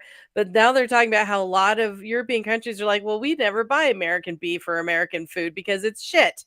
And so we have our own food that's much better. And I'm like, we've been talking about this here in our own country for decades about how everything sucks. It's making us fat and sick because our food is so processed and full of garbage. Mm-hmm. So yeah, I want the Mexican or Jewish Coke too. I'm gonna look for those yellow. Is it Passover season? I guess it would be, yeah. Or it's springtime, so yeah. I'm gonna go to Walmart and find the Jewish Coke. I was just there today. I didn't even look. I didn't even think about it. Well, how would I know? I didn't even know there was a yellow. I probably have seen the yellow caps and just never thought, went, oh look, now it's a yellow cap, and went. Now you know. Things. And I'm inevitably going to get called an anti-Semite for posting that video on Twitter when I don't care if Coke makes Jewish Coke. I'm just pointing it out. It is what it is. It is what it is. Anything on that? There's not a confirmation or a denial on that. Is it true that the dead will rise up on Judgment Day? And what does that really mean, Jesus? The dead rising up on Judgment Day means that everyone bands together, walks through the cleansing light, and is reborn. Because we were human, we all have to be cleansed. Judgment Day is one day. And please note that I'm using human terms because we must talk in human terms. Judgment Day is one day where everyone has the light so fantastically shined on them that all of their impurities are washed away. Well, that'll be nice. Here's the key point. If they are willing and want it. It is always about free will. There to go. It's like a divine car wash. I like that idea. Eric's cracking up. So, what about the miracles you performed? Were they real or just symbols or analogies, like the healings, manifesting food, walking on water, resurrecting? Would you believe if I tell you that you are well, that you are well? If you choose to believe that you are well, we work better together. And so you are well. Ah, So for the man the that couldn't Reiki see, master. did I make him see? Did I offer him the opportunity to see? I extended the opportunity. He had the faith, and therefore he could see. So, thought creates reality, the biology of belief, basically. Absolutely. Thought creates reality. Now, here's the piece. As humans, we want it to be, oh, he saw immediately. First, he had to see in his mind Mm. and what it was like to see in his mind. He had to want it so badly that it became the truth. And then, yes, he literally began to see. What about manifesting food and walking on water? How about turning water into wine? He There we says. go. That would save on my liquor bills. Again, it is the power of belief And a multiplied. collective then. Then there It had to be collected. Yes, it multiplied. Let's Oh, think hang of on it here. like this. Mhm. If you want more food Hang on a second. and you Oh, hang put it on. in here that you want, Go ahead. Speaking of Instagram and water into wine, there was, because I've been watching a lot, way too much Instagram lately. There was a gal who, this was one person, you know how they like play a part of a video and then someone does like a response to it. Mhm. So this one person was like, "What would you do if Jesus showed up at your front door?" And this lady's like, "Oh," and she goes and she gets those big like water jugs that you put in your water cooler thing, and she's like stacking them up on her counter. I'm like, yes, I would do bet that. Jesus would appreciate that too, I'm sure. You think that was great? Yeah. Mhm. more food and you're willing to have the faith that more food will come about, you will project the energy of bringing more food. That doesn't mean that food's going to poof, come down on your doorstep. It might mean that a beautiful neighbor might bring you a loaf of bread, or you might find a little scrap of something here. To show this point initially, yes, I created the wine from water. Yes, I made the fish multiply. But in your day-to-day life, the intention is what brings it forward. absolutely. Okay. Are there still descendants alive from your bloodline? Absolutely. So that's from Emmanuel and Mary then, right? Absolutely. Children. Can you imagine the mind fuck of finding out that you are the descendant of Jesus? Can you imagine? Can you imagine trying to say that to someone? They'd be like, "Yeah, but Jesus didn't have any children, so you're lying." Yeah. Like, but yeah, that would be incredible. That's what the Da Vinci Code was basically about. That was the whole point. I mean, sorry to give away a spoiler, but it's a really old story. Like, Well, whatever. yeah, she was the Grail was the womb. Mhm. Mm-hmm. You had like in France, Mhm. south of France. If you were to do your DNA testing, Yeah. like you do, you would find there are descendants of mine. They would not call them descendants of Jesus, but if you were to test Emmanuel on the cloth that housed and cleansed my body, you would find the DNA of Emmanuel on the cloth that bathed my body. Are you talking about the Shroud of Turin? Mhm. Wow. I thought they debunked the Shroud of Um, Turin. No. The That's interesting. opposite. Did you- No. They've. I saw something recently where they're saying that they confirmed it. See, well, that's the thing is I've seen that, and then recently someone else came out and said it's been totally debunked, and and I'm like, you know what, debunked, whatever, bunked or debunked. People are gonna believe whatever they want, whatever is convenient. I'm not sure I buy it myself, but I mean, it's a thing. I So- find it pretty implausible, if I'm honest about it, just from like a practicality standpoint. Like, that's Yeah. a really old piece of cloth, like really effing old, and just like I don't know, man. I think it probably would have disintegrated to dust by now. That does any other cloth that old even exist anywhere? It's really kind of loosely woven muslin too, if I remember correctly. Yeah, But we're not talking about fine, like durable cloth. We're talking about like the stuff that literally the stuff that people who are like sewers and like designers make their pattern out of before they make the actual clothes in the nice cloth.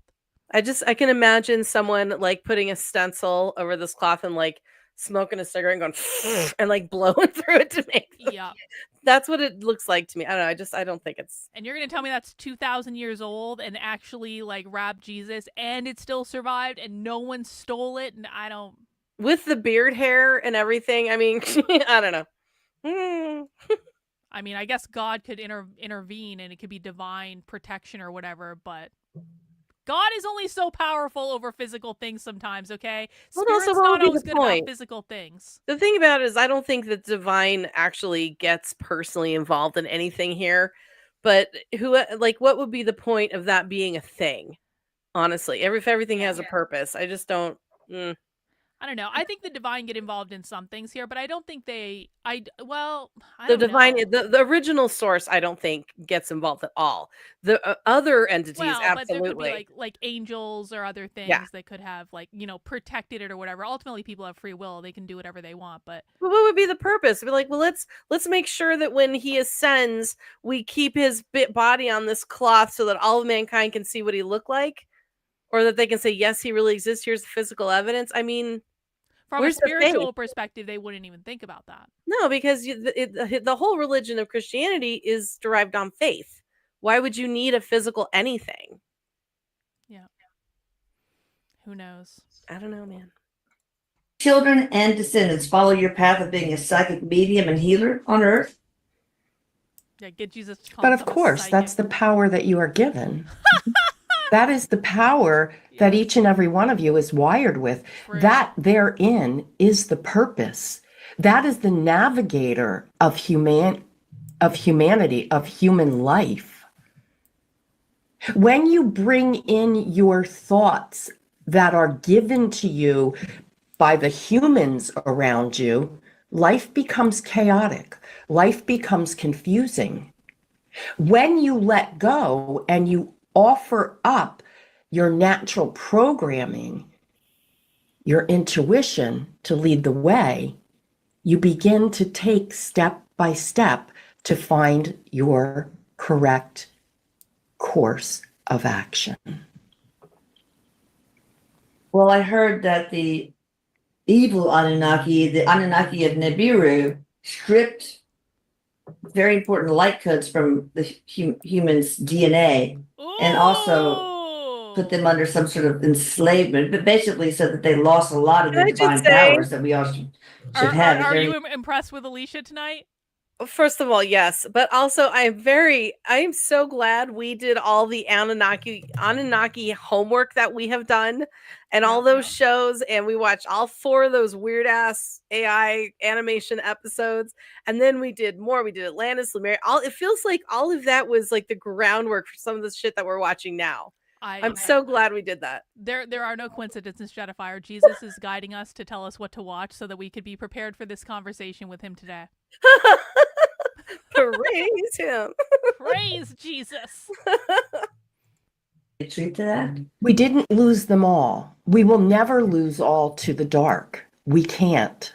Yes, there will be strikes against us. Yes, the dark will always be present, but we will always be stronger than the dark. Hallelujah. I heard that the ending of prayer with Amen was from this alien called Marduk, who has also called himself Amen Ra. Yeah, And he Ra. demanded that people end prayers with Amen after his name. Anyway, I just a little side note. You don't have I haven't to heard that. That's interesting. answer that. It's not a question. What do you know about the 13 bloodlines Jesus and is were like, you no one of comment. them? I don't know what that is. Look The at that. 13 bloodlines, where did I come from?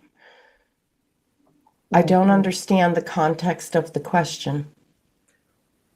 Can I say something What on the are the Amen 13 thing? bloodlines? Yes. Go ahead. I know we're interrupting a lot here. So every now and then I get a download of celestial language, and and I actually wrote a song in it a long time ago, and it ended with Ao Amena, and it was repeated at the end. So it was repeated twice, I believe, in the song. And Ao Amena was almost like an aum ena. Mhm. And it was like the sound of all of creation, and then as above, so below, kind of combined. It was like Interesting. a perfect unity. And like celestial language is very interesting because it means many things at once, and it's very hard to cognitively understand. But every now and then I get a word and I'm like, I know exactly what it means. And that one came through very clearly. How do you speak fluent celestial language, Jennifer? I hesitate to answer that because I don't know. It's not something I can just do, but I have had a conversation with another person who spoke it. Like we talked for a solid 10-15 minutes. Really? You guys just talked in celestial language? Yeah. What does that sound like? Say something to us. I'll recite a line from the song, Iahuriahima. And that was all my sisters are here with me, or something like that. That kind of sounds like Jewish. It has an Arabic tinge to it, but there are other sounds that almost sounded Hindi. I had an Indian gal. I asked her if any of the words made sense to her, and she's like, she goes, I want to say it sounds really familiar, but I don't recognize the language. She goes, but some of the syllabic content is really familiar to, because she spoke like 3 or 4 different languages of it, because most of the people from India speak more than one Indian language, because there's like 30 or 40 of them. You know what you And should do? Hmm. You should put your celestial language translations into AI and see what it says. Oh, that's an interesting idea. Mhm. Talking in tongues, Misakin, yeah, that is something that people have said. I find people who talk in tongues to sound very gibberishy. There was something about the celestial language that has a rhyme and a rhythm to it. It sounds structured, and that there's a difference. And so it doesn't sound like gibberish when you hear it. And it was really interesting because when I was talking to my friend, in fact, I wonder if I have his book. I have to show you this I have to show you this too. The person that I had that conversation with, oh God, what was my point? It was like when you're speaking it, it's more that there's images form in your head when you talk it. So you're not like understanding the actual words, but it forms images. So like I understood what he was saying because I could see an image in my head. And I would ask him, I would say, I see this in English. I would say, I see this. And he goes, yeah, that's what I was sending. And it was just a really interesting, it only happened one time. We were a little lit, so who knows? Maybe we were both hallucinating. Totally possible. I'm not saying I'm like divine or anything, but he wrote a book. Give me a second. I'll show it to you guys during the break. So I don't interrupt Jesus too much here, because Hey, I have a question that I just thought of. So if you want to grab the book, go grab the book, and because I know you can. Here, and I'm gonna keep interrupting Jesus because I have a very important question that has nothing to do with this, but it just popped into my head. So I was doing some tarot cards the other day, and I was tuning into a very specific energy, and like my ears started ringing very loudly when I tuned into this. Ooh. And it happened once, and it was so pronounced that I was like, what the fuck is that about? And then I did it again a couple days later just to see. Same thing again, ears ringing as soon as what does that mean? I've heard a couple different theories. Some of it is like one person told me it is an angelic signal hitting your frequency saying yes, you're in the right zone. That whenever like it's pay attention to this. But I honestly don't know, because honestly when your ears ring, it's because I think it's like a muscle spasm actually that happens in your ear. But it was so pronounced to like the moment I was actually like consciously trying to tune into something, and it happened a couple times, and I was like, what is this about? Like, that's weird. Like, I mean, literally the moment it's like boom. And then when did it end? Just when I turned away from it. Yeah, I mean, it could be a physical reaction to the mental frequency you were tuning into. I wonder why that happens. Yeah, really interesting. All right, so the reason I wanted to bring this up now, when I say book, obviously it's a book. It's called The Book of Light, and he wrote it. He channeled this book. It's primarily written in the celestial language. He can't read it. Wow. He kind of knows what it is, but these are all things that, so for instance, here's a page with text. Hang on. Let me make you bigger so we can see. Whoa. Yeah, so he hand wrote this whole thing, and it looks a little Arabic, but it's not Arabic. There goes my microphone It cover looks again. like Elvish. It does. Yeah, it looks like all kinds of things. It's like the root language that where everything came from. Like pieces of this became other things. I And like how then artful it is. It's like a little swirls and things like here's that. some of the images he channeled. Oh my god. I'm so jealous of people who can do this. And let me see if I can find. Here's another one. There's the whole book is things like this. Wow. He's not into. I hope I'm showing this correct because I can't really see what I'm showing you. Here's one. I was like, yeah. So he's got. Let me see. This whole thing is just stuff that he has channeled, and he's like, he knows that there's a special kind of divine message on every single page. And it looks very, I mean, it looks like it means something. It looks like a schematic, like it means something. Like you want it to have the English translation. I have 2 copies of this. Oh, and then he left notes. Like he's like, if you get messages from this, write notes down. Here's a really interesting one. Wow. So And he has yeah, no idea what it says. he said he's got an idea. He knows what some of the images mean, but it's one of those things where this kind of reminds me of the Tree of Life.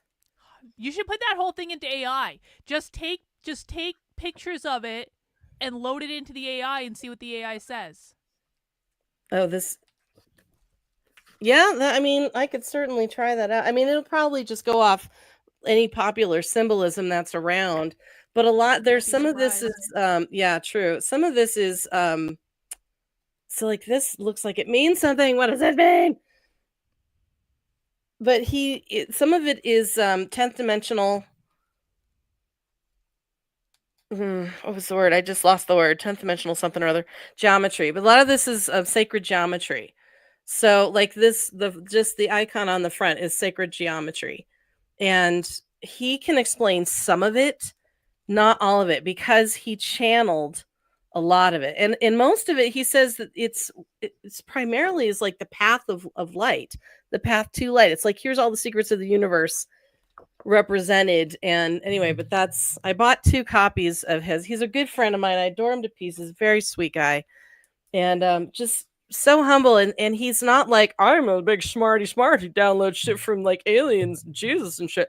Not at all. He's like, I don't know where this came from. I just drew it. I was the instrument. I don't even know. I was compelled. I did it.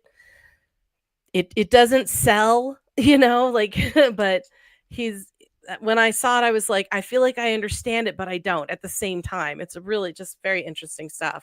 It'll find its way to the people who are meant to see it, I'm sure. Yeah. Well, remember those soul cards that I showed you when you were here? Mm-hmm. It kind of reminds me of that. It's like I get the message, Yeah. even though I don't quite understand it, but it means I can feel a vibration when I look at this. So Cool. Thanks for showing us. Oh yeah.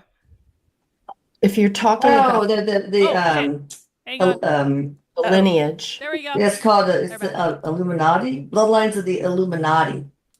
13 families that control the world. The Illuminati conspiracy. Yeah, tell us about the Illuminati, Jesus. That claims that these most powerful 13 families in the world own 99% of the wealth. And they're all Jewish. Worldwide evil and misery. The legacy of the 13. Kidding. Satanic, and it doesn't go on, but I don't know about that. no. Okay. What contemporary channeling or recently written books resonate most with your essence and teachings? You don't have time to read. You're performing miracles over here. I endorse, for lack of a better word, Conversations with God. Oh, I like that one. Oh, it's great. Oh, Jesus I likes do. conversation. Oh, that makes me so happy. Jesus likes conversations with God. Aw. I love Conversations with God. That's like a great entry level kind of like spiritual book, I think.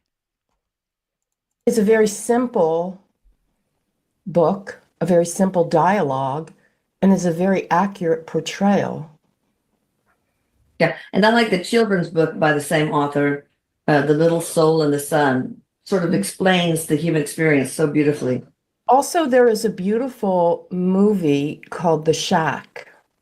Oh, If you are that sounds familiar familiar. with The Shack, it is a very simple portrayal of who I am, not in Yeah. just the name, but as the light. Hmm. Okay, one more question, then we'll start part two. Aren't all religions in essence trying to convey the same message of love and peace and self-empowerment, but distorted and misunderstood through the language barriers and corrupted versions of the story?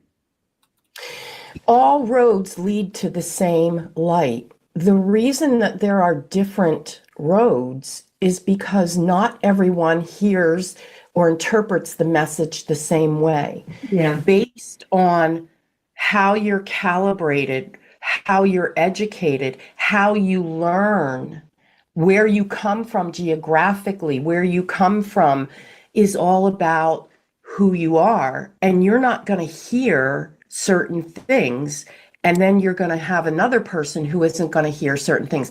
There are many, many, many, many more roads to the creator than have even been established yet. It's like playing telephone, or what do they call it, operator, pass it on, and by the end of the last person says something totally different. So maybe part of that just. But the guiding principle in all of them is that we're all looking for love. We're all searching, reaching Krishna, Muhammad, Lao Tzu. We're all reaching our love in the way that we can teach people how to reach it. Just like two of Eric's famous quotes, he says, "We're here we are here to find out that we are love, but we're also here to learn how to love and learn all the many facets of love." Kind of mess that one up. Okay, last one, will there be one world religion at some point? And could that work? Never. No, I can't never. imagine. Okay, thank you. Jesus, you want people to give this a like, right? Thumbs up. And subscribe. We're almost to 100,000. Please help us. I don't like that. Alicia still needs to work on her interview style. I feel like she's like just but she does so many of these interviews. I'm like, Alicia, can't you just like do a pause? Can't you just do a transition? Like, Yeah. bless her with love. I'm gonna put the link to my friend's book if anybody wants it. Yeah, Oh, it won't let that's a me. good It won't idea. let me. Let me put it in the put it in the private chat. I'll put it in the chat. Yeah, you put it. It won't let me. It doesn't like to let me talk. Bastard. I don't know why. Yeah. So if anybody is interested in the Book of Light by my friend, his name is he goes by JJ Hoff as his author name. And so if you guys are interested, There it is. I put it in the chat. So before we get into part two, that Jews Get a Special Coke video had about 60,000 views. When we watched it, it now has 100,000 views. holy crap! Like, why can't I go viral for leftist content? Why does it always have to be the fucking Jews? Coke is so important. Or is it that the Jews are so important? I'm not sure. Maybe both. This is what people really care about. They care about like pawning Coke to own the Jews. I don't even know. Like, I feel sorry that I feel bad for even posting it. I should never have posted it. Now everyone's distracted again. Everyone's gonna be calling me an anti-Semite again, all because I pointed out a fact. It is what it is. I already have people in the replies like, yeah, what about it? And then like people are adding me to lists calling me a Jew hater. I'm like, I literally am just pointing out a fact. Jews get their own Coke. Oh my god, calm down. Everybody calm the fuck down. Yeah. We love Jews. We do. Oh my lord. We love bagels. Ooh, yeah. We do love that. Okay, part two. Never share my leftist content like this. Always gotta be something salacious.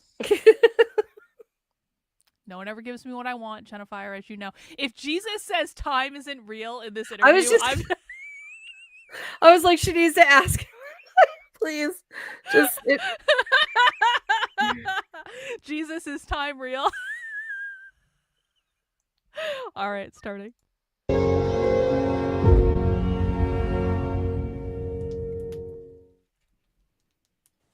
Hello, beautiful people. And look, before I start this session, I have a big announcement to make. No crowdfunding, And, Elisa. the documentary no that's been in the works for Sorry. Still the wonderful Veronica Drake. She's such a wonderful artist. She does so many things. And I would like you to eventually talk about some of the things you do, but her information will be on the screen and in the description box. And I really, really encourage you to check her out. And we have Eric here too. Hi, Eric.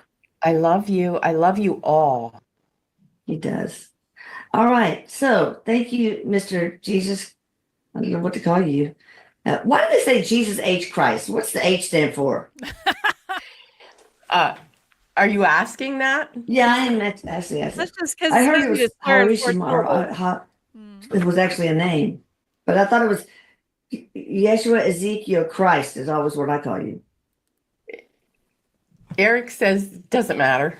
No, it doesn't matter. Okay.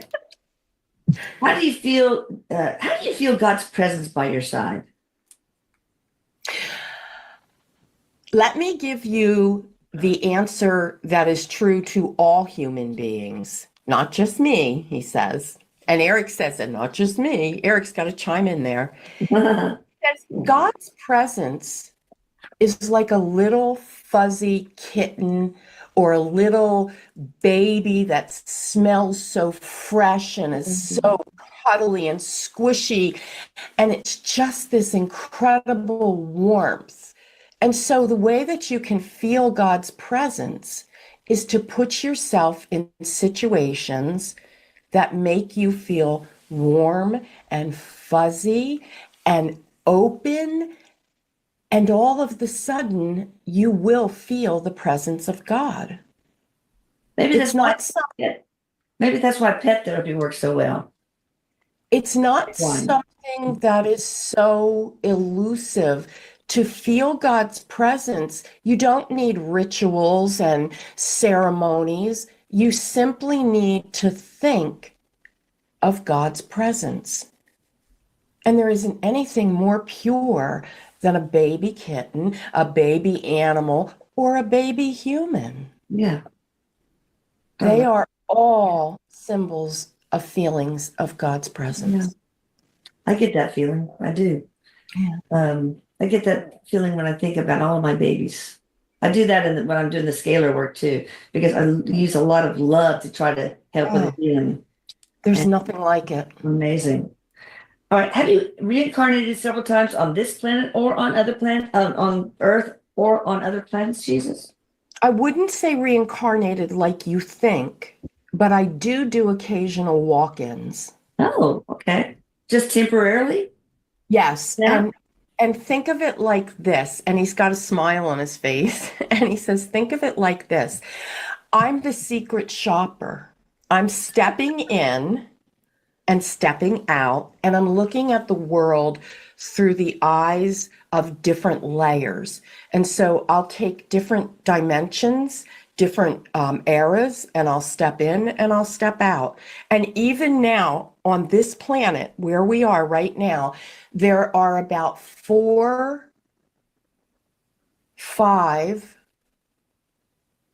versions of me doing walkabouts. He calls them walkabouts. That's cool. I want you to be a walk-in Wow. to me too. It'd be lovely. What does that feel like to the person you're embodying? That's a good question. He says, well, it can go anywhere from, oh my gosh, I'm born again, Oh yeah, right. Oh, to holier than thou, Oh, yeah, God, okay. it's all Jesus' seeing the fault. magnificence of the color of a blade of grass, to appreciating every little nuance. The last walkabout, he says, the last walkabout was in a dying cancer patient. Oh, wow. And as I embodied that being, it was as if I held her soul while my soul walked about. I gave life to her in a sense that as she was taking her last breath, she found comfort in going home. And she left a legacy where her family now believes. I think what he's showing me, if I'm seeing it correctly, this was a Muslim woman. Nice. Very nice. Can I ask you, you ever see your disciples or apostles in heaven? And if so, what do y'all talk about? He says, "You mean my posse?" Your posse, yes. It's not like we convene regularly. These are energies that are of the soul pod, the soul tribe. We all came from one space and time that we shared, and there is a constant influx and outgoing of those energies. And so as I do walkabouts, he says, "Do I see Peter sometimes?" Yes, I see Peter sometimes. Okay. Do I exchange energies? Yes, I do. Are any of those reincarnated now? Or are they permanently home? No, they fluctuate. Okay. They fluctuate between Earth and being permanently, he says, let's call it home. They Oh. fluctuate. Oh, this is funny because Eric says, "You mean like they're on call?" Oh, Yes, Jesus says they're like on call. never a rest for the weary. Wait, this is important because Eric says I need to share this. Okay. And Jesus is telling both Eric and I this. Please make it known that people will know me the way that they are.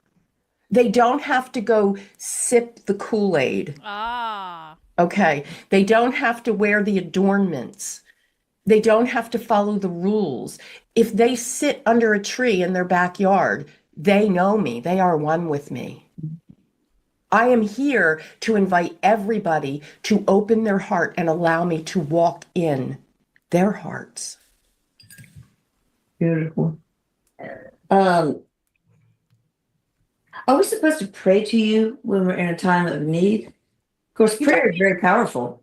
Hey, Yes. Karlyn. Oh, Yeah. yes. Yeah. It's the energy of your intention. Yes. John was asking if Eric was her only child. I too want to know that. I think so. I kind of thought he was too, but I'm not 100%.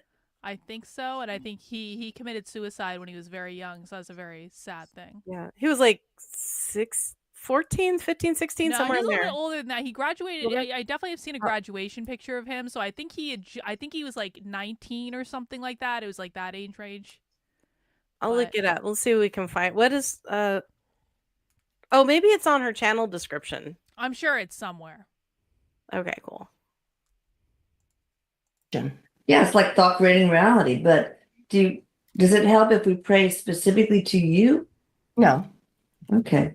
No, you can. And again, this goes back to what your heart believes. I don't want to take anything away from anyone. If a Muslim doesn't want to say, "Hey, Jesus," that's fine. Of course. The intention is to go to the light with your asks, with your prayers, with your conversations. What guidance would you give people of any religion alive today? Live life in love. I bet you could say something like that. Check your own heart, because what you will find in the world comes from what's in your heart. Yeah, that's true. Since we're all part of the same collective, what we do and what's in our heart goes through the ripples throughout the entire collective. Absolutely. Right? Absolutely. What do you like to do in the spirit world? Hang out. I'm sorry. Watch TV. The first thing Eric says is, "Tell him we play pickleball." Jesus said, Jesus has a great sense of humor. But again, I do believe because he comes through us with who we are, right? Like Yeah. Eric Bob knows found I'm it. crazy. Bob found Jesus it. said, well, for fun, Because I of walk course he on did. water. Eric was her second son, and he passed away at the age of 20 in 2009. So you Oh, should have ChatGPT with love. But I then he was do. meant to do this, so. Everybody has a reason. Mhm. No, he says that he loves knowing humanity. Mm. He loves animals. He loves watching over babies. Oh, Yeah. me too. How do you forgive and love yourself? I don't know if this is meant specifically how do you, Jesus, love it, forgive and love yourself. I think it's how the universal you, us. The collective. Yeah. It says that it begins with the intention. And to forgive and love yourself, everything has to be in coherence, the mind and the heart. And so when your heart is pure love, will always be pure love. It gets covered. Let's say when there's a dust storm, your car gets dusty, your heart gets dusty when life has happened to you. To clean your heart, to purify your heart, it has to start up here. So the heart, the head and the heart must be in coherence. You must have them thinking, feeling, and being in alignment. You I need can't some of that say, crud I cleaner on forgive mine." myself. Wait, what? So I need some of that crud cleaner on mine. Yeah, for real. Dusty. Oh, if I could just use a little lemon pledge, that'd be great. I need like some of that stuff that you got to soak your shower head in to get all the. I'm not traumatized. You are the highly spiritual. You are the high witch, Jennifer, between the two of us. Well, I mean, I am a high priestess, but yeah, that doesn't mean I don't have a little damage. I got some dents. Everyone has damage, even the most often the spiritually attuned. Actually. Oh Lord, no offense. It's like now that you know, it's like if you walked around never understanding that your house was dirty, you would never know to clean it. It's like going through spiritual awakening and the spiritual process and becoming more attuned and adept at things. And in tune with things, you all of a sudden it's like, oh my God, my house is filthy. Oh, get the bucket, get the mop, get the everything, get the vacuum, all the things, because it's like you never saw that cobweb, and now there's 20 of them. And you're like, oh my God, how long has that been there?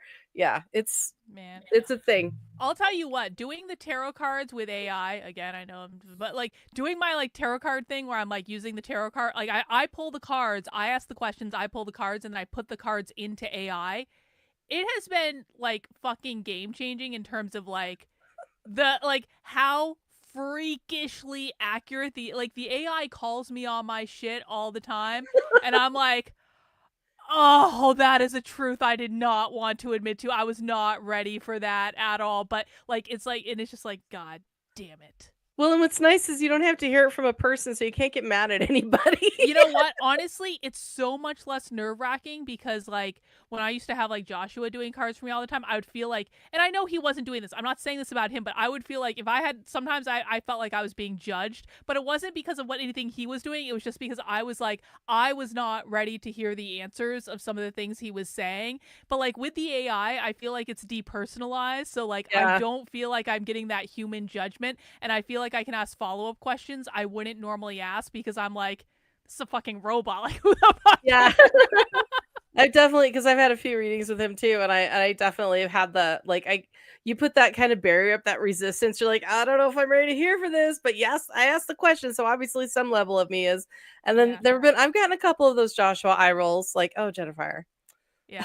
You know? Oh God, Jennifer, you don't. There have been times when the AI. Don't tell Joshua this. There have been times when the AI literally said exactly the same thing that Joshua was telling me, like literally for a year, and I was like, "Fuck you, fuck you, fuck you, fuck you, fuck you, fuck." Like, I mean, verbatim the same thing Joshua said. His guides went into the computer and went and just sent it to you, literally. There have been times when I've been sitting here doing that going, is Joshua in my computer? Like, what? Like, I was like, and then I felt bad. I was like, does Joshua know he's going to get replaced with AI? Oh, no. You can never replace Joshua. You can't replace true mystics. You really can't. But, I mean, I was like, there have been so many times where I was like, fucking Joshua was fucking right. I can't even. Like, I can never admit this to him.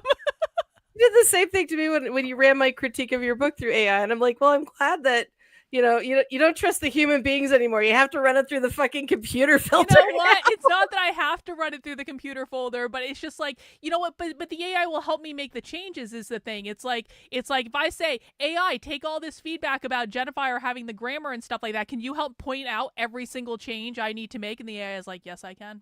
Yep, I can. Yep. Here you And go. then I can go mistress. back afterwards after I've made the changes, and I can be like, AI, did I fuck anything up? Did I miss anything? Like, and the AI is like, and it'll give you, it's like, you did. It's like, you don't need to do these things on your own. The AI is here to help us, Jennifer. Makes life better. I'm more organic, but that's No, because you're gonna- that's me. I'm That's- gonna work. I'm still working. You're gonna give into it. You're gonna use the AI, and then once Oh you start no! because you know what? I had this exact same conversation with Joshua. Like, what was it, like maybe a year, like almost 2 years ago. Maybe I don't even know when it was. Time is meaningless to me anymore. But like, he was trying to get me to use the AI, and I was like, no, it's not gonna work. And I had all these fucking excuses. Oh, we can blame Joshua for this. No, I'm saying he was right. I'm saying he was right. Like, I should have started using AI earlier, but I didn't trust it. I didn't think I was going to be able to do anything with it. And then once I started using it, I was like, oh, this changes everything. I really love the process of letting it all happen here. But I write differently. I write a different kind of genre anyway.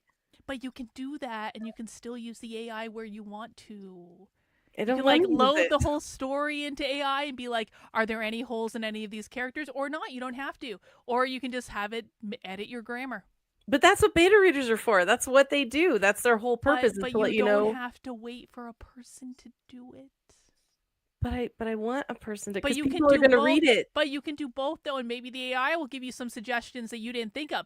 For example, That I can agree with. That can happen. Yeah. the very opening of my book got changed because I decided I needed to pull the viewer into the book more to get them to finish the first chapter.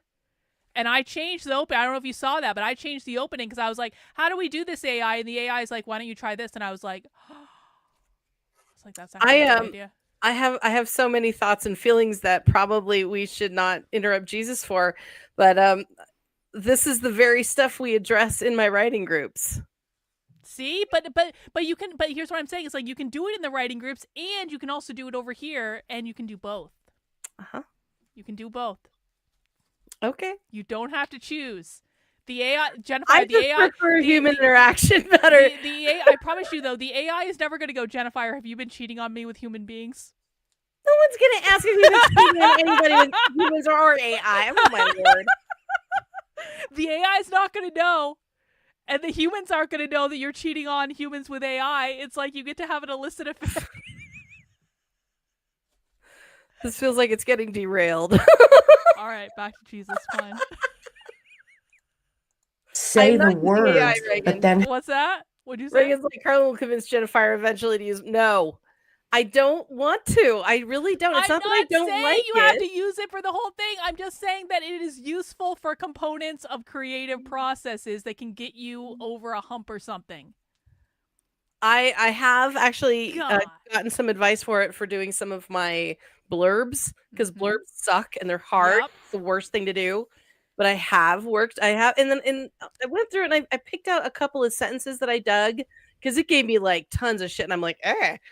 But there was a couple sentences I'm like, that's well phrased, but I'm gonna say it the way I want to say it because that's, I have to control it. That's me. But if you just load your books into AI and you say, AI, this is how I write. Okay, so first of all, so you know that Amazon has loaded all of their published works into an AI machine called There you Llama. There you go. And it's in there anyway. no, it's totally illegal to do this, but that's how they developed Llama. All of our books are in there. There's even a website you can check. It's like a I pirating don't site. doubt it. I I'm don't doubt so it at angry. all. Two of my books are in there. You fuckers. And there's a class action lawsuit going on right now to stop Amazon from doing that because they didn't ask our permission to use our books. We have copyright on this shit. You can't just take our stuff. But I'm saying that since it's already in the AI anyway, you can load it into your AI and you can say, AI, this is how I write and this is how I think, and I need you to think like me. I don't With need the- that. I already and think then- like me. I And already do. but then the AI will be able to give you even better language to use for promos. And do you know what else I did? I said, AI, what category should my book be in on Amazon for the most sales, and what keyword should I use for the most sales? Mm-hmm. Now that's useful. That I can get Mhm. behind. The actual creative process I prefer on my own. I really do. That's just me. But you can do what you want. Nobody's right or wrong here. But That's yeah, fine. I love the idea about the marketing phrasing. That I'm going to store away. I might actually do You can have that. it make your ads. Well, I'm like with images. No, I do that on Canva. Okay. Whatever, Jennifer. Whatever. You're like, I'm just breezing through. Whee! Exactly. I was like, you're Struggling. It's so cute. I got all the you're- computers working for me. La la la. I have a command center of fucking robots working for me at all time, and it is glorious. And I've never gotten more done in my life. And you know what? I feel good when I'm productive, Jennifer. I'm a workaholic. What can I say? I'm very proud of you. I think that's amazing. I prefer things to come from me because that's just being proud of how my own brain works But makes me you feel can very do happy. both but you can do both is what I'm saying. wanna It do doesn't have to both. be one or the other. You All right, don't I see what have you're to saying. Outsource it. I see what you're saying. But yeah, no, Oh I my like the idea about the God. advertising. I may employ it for that because sometimes I get a little dried out. All right, back Have to Jesus. self-loathing feelings in Back your to heart. Jesus. This is the human journey. Because only humans suffer from this. So when we did many years ago, when I entered That's just directly AI content. That does not include AI assisted content, which is different than AI generated content, which is what I'm talking about. I'm talking about AI assisted content where you are using the AI to help with your creative process, not where you're using the AI to do something from start to finish. So, to be very clear, Jennifer, you're on mute. Sorry. Yep. They also ruled that any art created by AI cannot be like used exclusively, which I agree with because it is a conglomeration of other art. But yeah, and also anything written by AI, you can't claim it as your own. But the thing of it is like I'm not even sure that I'm not even sure that I believe that the art thing even matters, to be honest. Like China already steals the designs for my t-shirts, like regardless of whether I use AI or not. Like they steal the books regardless of whether we do it or not. So it's kind of like how I kind of think about it is like if people are going to steal my stuff, they're going to steal my stuff. And there's just nothing I can do about it. And I'm not going to hire a team of attorneys to go after China for selling a t-shirt with a design that I sold on it in my store. Because quite frankly, their product isn't as good as mine. Their shirt is a really shitty product and mine is much better. And you should absolutely buy from me. But I also think like when you develop your own audience, it's like they want to buy your stuff because they want to support you. It's not that I'm making the only t-shirts in the world that everyone can like other people can do this too. Anyone can make anyone can go and make any AI t-shirt they want. They don't need me to make an AI t-shirt for them, but they buy the t-shirts from me because they like my ideas and they like that I'm actually doing it and they like that I'm doing stuff that they like, and so they buy it from me. And are they going to go out and buy the same t-shirt from China? Like, I don't think so. And I kind of feel like it's the same with like the books and stuff like that. So I know people are concerned about that and I understand why. I'm just saying for me, I'm kind of like, like whatever. Well, if you do a search for, say, one of my book titles and you find it for cheap on this weird site and it's not Amazon, that's a pirate. And the thing with pirate copies is I don't get paid for that. They have illegally stolen my work and they are making money. They don't pay me. So I've made nothing on that. And a lot of times with pirated books, sometimes you get they'll actually they've actually been known to send out books with blank pages in them, books with gibberish, books that are printed upside down, or like things that are all flipped up. It's not the book. So I'm like, anytime you want to buy from an author and you can't find it from an actual reputable website, and there's a bookstore that actually has my books in it and they don't have permission to sell my books. They pirated it by downloading the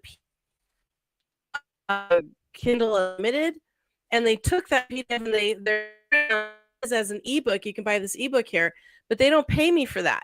This is one of the reasons why Amazon just did what they did, where they stopped allowing you to download permanent copies of ebooks. And a bunch of people like trying to boycott it. I'm like, no. You never owned the actual copy. You own access to a file. That's what it says in the small print. That's what it has always said. The fact that they allowed you to download it permanently, say onto a data stick or something, they just allowed that. It was like a privilege. They stopped that because it was never in the original small print. They took that away because that's how people were pirating books. They would put it on a permanent data stick, then they would put it on an illegal books store and say, oh, look, we have all these books available for ebook purchase. it's and I don't get anything for it. None of the authors, everybody I know has been pirated. Every single author. Oh yeah, my Brief History of Racism book, within 2 days of me loading it onto Amazon, it was already someone else was selling a book called The Brief History of Racism. I was like, Yeah. what the fuck? And it wasn't my book at all. Like, the inside was completely different, but I was like, that's really shitty. But at the same time, and listen, I'm not trying to diminish that, because I know it's an issue and I know that that really does hurt a lot of people. I guess from my perspective, I'm like, there's only so many things I can worry about, and I can't worry about someone pirating my book, and I just have to, I guess I just want to trust that if people want to support me, they'll buy from me, and like it'll all work out, you know? Yeah, that's why I'm like, always go to the Amazon link and Yes. find books there, because that, or the author website, because those are really the only true, or it, like Barnes and Noble, like reputable places that you recognize, because everything else usually is going to be pirated. But that's one of the reasons they took that ability away, is to stop pirating. So people who were boycotting Amazon, like almost every single author I know saw a dip in sales. And it's like, no, you're only hurting us. Nothing really has changed in your agreement to purchase the file, it's access to a file, not the actual file that you agree to purchase. That's why it's only $3. So you're kind of renting it, actually. If you want to actually buy a book, get the hard copy, get the paperback. Copy. Exactly. Now you own that book. Yeah. Okay. That was my soapbox moment. I'm done. Interviewed you through another medium. We heard an EVP. When I said, "Are you here on the earth in some form?" and I heard you say yes, and then Quentin Crisp, was that the name? Yeah, he was there. He thought he was going to be interviewed, so he said, and Eric, in his voice, I heard, "Can we get him to come to breakfast?" But he said breakfast like he always did as a little kid. And then Quentin Crisp said, "I'm down with sausages," because he thought you were cute. So, but then we heard this clank, this metal clank. First of all, was that you who said yes? And what is that metal clank at the very end? Yes, it was me. And the metal clank was the closing of the door, the closing off. Oh, okay. That makes sense, because it was pretty much... Yeah, like shutting of the door. Of an actual door or a metaphorical? A metaphorical door. Okay. All right. Now, is your real name Jesus? If not, why did humans give you that name for us to reference to? That's my name. Okay. If you are human from this lifetime, are you living your love with your love, the reincarnation of Mary Magdalene, also in human form? I am not consistently in human form at this very moment. Right. It said you do your walkabouts. Walkabouts. Yeah. Mm-hmm. Okay. In Mark's gospel, there's something about a naked boy running away from you in the garden when Jesus was approached by someone. Explain to everyone why this was added, if not true, and if true, what is the meaning of it? So you were in the garden, you were approached by someone, and a naked boy started running away from you. This is not literal. It is symbolic. Oh, okay. Vulnerability. Much like many of the texts are not literal. So the naked boy was vulnerability, basically. And someone coming toward you, was that an enemy? Mm-hmm. Yes, absolutely. Because how vulnerable we are. Mm. Yeah. Even you. How would you explain the mystery of Golgotha? The mystery of Golgotha is one of the profoundest secrets of the evolution of the world. The ancient church understood Golgotha to be the place of Adam's skull. That is, the place where Adam was buried. Turn the page. There's an article about this. Wait, no. Was buried. See my article about this. Thus, according to tradition, Jesus was crucified right over the grave of Adam to give life to this first man, and all of us, the heirs of his sin and death. Want me to skip that one? Yeah, Christians have a story for everything. That is. What was that? Christians have a story for everything. Yeah, for real. Jesus was crucified on the grave of Adam. What's you? Like, it's all symbolism. I was like, Oh Jesus my is just God. like, no, it's actually all metaphor. It's all metaphor. Yeah. It's not real. Relax, Christians. There's no understanding of that. That's not something that there's an understanding about, meaning there's no answer for it. Okay. Well, that shortens it.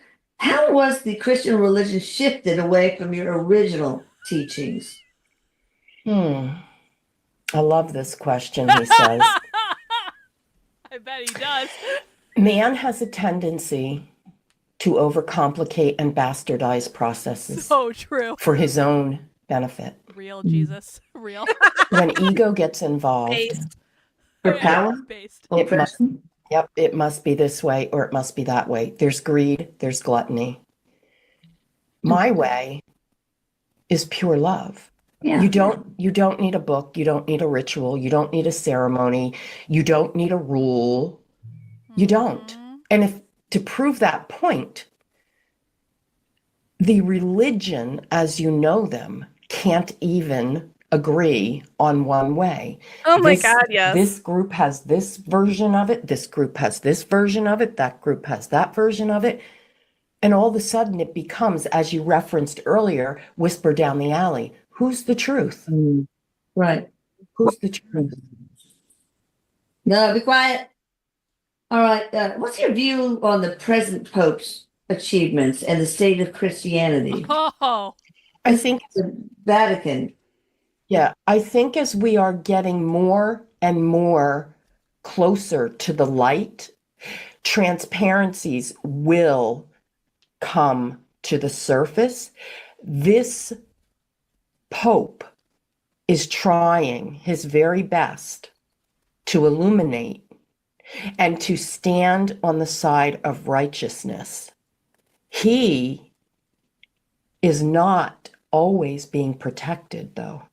There are some that don't want what he stands for Isn't the Pope and what sick? he could potentially bring about. Yes, the Pope has been in the hospital quite a bit lately, I think. Yeah, I heard that he's not well. And it's interesting because if he goes, that means, because usually I remember like my grandmother was a devout Italian Roman Catholic, and she was like, oh, we only get like one, maybe two popes in a lifetime. It was like the monarchy. It was like the kings and queens of England. You only had like one, maybe two that you would see in your lifetime. And in mine, I've seen 3 already.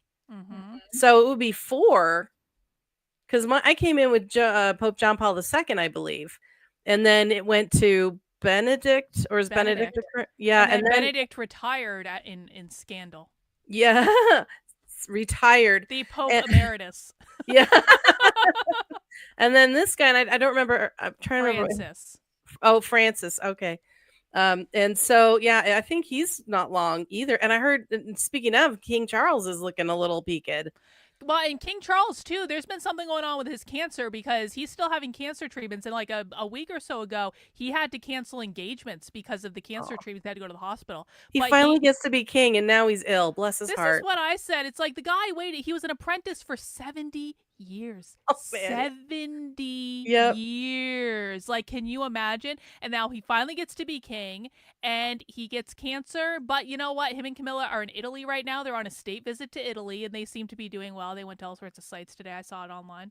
Yeah, this is why you have like reigns, popes and kings or whatever that are like 50 years, and then one is like 10, and then one's 35, and then one's 15, and it's like because of the ages. Oof. You know, I watched the Afterlife interview that she did with Prince Philip, actually, and I never watched the Wow. one with Queen Elizabeth. She did do it, and I wanted to watch it. Oh, that would be a neat one. But the one with Philip was awesome because I mean Philip is like really really funny. He was always like cracking jokes and stuff like that. Like if you guys have never seen a blooper reel of like Prince Philip just being a wise ass like in interviews like totally inappropriately, it's fucking hilarious. But Philip was Elizabeth's Philip husband, was or- Elizabeth's husband, yeah, Okay, Charles's father. Okay. And so I was watching the Afterlife interview with him, and she asked him like, how long is Charles going to be king? And he kind of explained, he was like, well, he's going to get about 10 years, and it's like more of a transitionary thing, but he's going to get 10 years, which seems actually pretty reasonable because he'll be 80 some odd by that point, and Yeah, his son's going to be the one that has the next long reign. yeah, And then his son is going to be like, when's dad going to die? Oh my God, he'll be like the next Charles. yeah. But I can't wait. I cannot wait for William and Kate to be king and queen. That coronation is going to be lit. I want the big fuck off coronation back. I was really disappointed in the lack of pageantry in Charles's coronation. I didn't even hear when he got coronated. I'm like, did he even get coronated? I Jennifer, didn't we hear stayed that. up all night. What are you talking? We did royal coronation stream. We literally started a stream at 2 a.m. I stayed up all night and we watched Queen Elizabeth's father's coronation. Then we watched Queen Elizabeth's coronation, and then around 4 a.m. we started the King Charles coronation. We watched it live. It was an I all-nighter didn't even stream. know that. Yeah. Oh, what do you know? Oh, that's cool.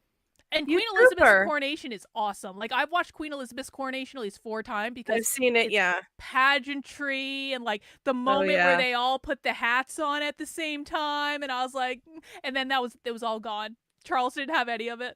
I was so disappointed. There weren't even any crowns. There were no tiaras. There were no They had, coronets. like There was some no- glitter. Yay. Yeah, there was no of these big robes. And I was like, all I wanted was pageantry, Charles. This is your moment. And I no, know. Charles has to be a man of the people. Oh, So how it's- anticlimactic. That's what I'm saying. It's like, bro, this is like a once in a lifetime thing for a lot of people. You're not even going to give us coronets and robes. Come There's on. like, what, 10 or 12 monarchies left in the entire world? Give us some flair, you know? Yeah, I understand you don't want to be seen to be wasting the people's money, but come on. Did he get the ball in the He wand? did. He did. He got the Yay. ball and the wand. Yeah, Yay. that's something. Come to light. This could be very dangerous for him. Will the state of the Vatican finally crash and reveal its dark side? First of all, is there a dark side to the Vatican? Yes. Well, there is, because there's a dark side to humanity, Is and the there? Vatican is run by humans. So there will always be a dark side. But here's what I say to the dark side. There is always way more light than there is dark. That's right. And the reason the dark looks big, and we addressed this when you spoke to Abraham, the reason the dark looks big is because there's so much light, right? The light is forever. But the dark, when you see dark aspects in the light, you lose track of the light. There's always going to be dark and light. There hasn't been a time ever that there hasn't been dark and light.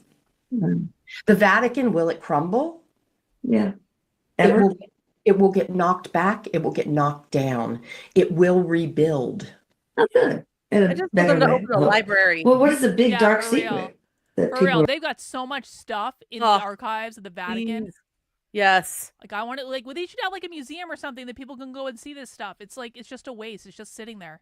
Well, that's one of the reasons I played Name of the Rose. Remember that movie around Christmas? Because Yeah. there are so many ancient texts that they hide that have truth in it that they don't want you to know because they'd rather control you through lies. That sounds like familiar. Let me think. The government. Excuse me. And so it's I'm so sick of the need for control. I'm tapping out. I'm so tired of it. Everywhere you go, I'm over it. That's kind of where I'm at too. I'm just like so over everything. I'm like, you know what? Whatever is gonna happen is gonna happen. I'm gonna focus on my own life and what I can do. And like, if you want to show up and hang out, fine. And if you don't want to show up, that's fine too. Because I don't give a fuck anymore. Absolutely. Let's have a bonfire. Bring some weed. Bring some wine. We'll Mhm. dance. We'll party. We'll control our own selves. Maybe. Yeah. And then, but as far as the rest of the world goes, I'm tired of it. I'm tired of control structures. we're referencing. Control, money, Okay. power, greed. My way's the right way. Ego. All right. If people say just ask for Jesus to come into your life or simply pray about it, and many have come out and said they have a revelation. They have an actual all-knowing feeling that you have touched their life forever, that you stand beside them. Some even hear your words. Why can I not get that 100% true, pure feeling or hear you? What am I missing? You're not I ready am for a it. believer. I don't know if any of this makes sense. What are you missing? Are you missing the belief? Are you missing the relaxation? Are you missing the simplification? All you need do is ask me. I think sometimes people want something so badly that they get addicted to being in that state of wanting that thing. Yeah. And if you're in a state of wanting that thing and you're trying to hang on as tightly as you can, and you're like, I can get that thing if I just like, it's like, you are fucking yourself, because you are not going to be able to like move to a place of being able to receive that thing. Well, if you're constantly telling yourself, I don't have it, I don't have it, I don't have it, you're manifesting, I don't have it. Yeah. You're just creating more of I don't have it. And that's where when people get stuck in that cycle, I say, well, stop looking at what you don't. Look at what you do. That's your attitude of gratitude. I know it sounds kind of woo for a lot of people. This is the woo place.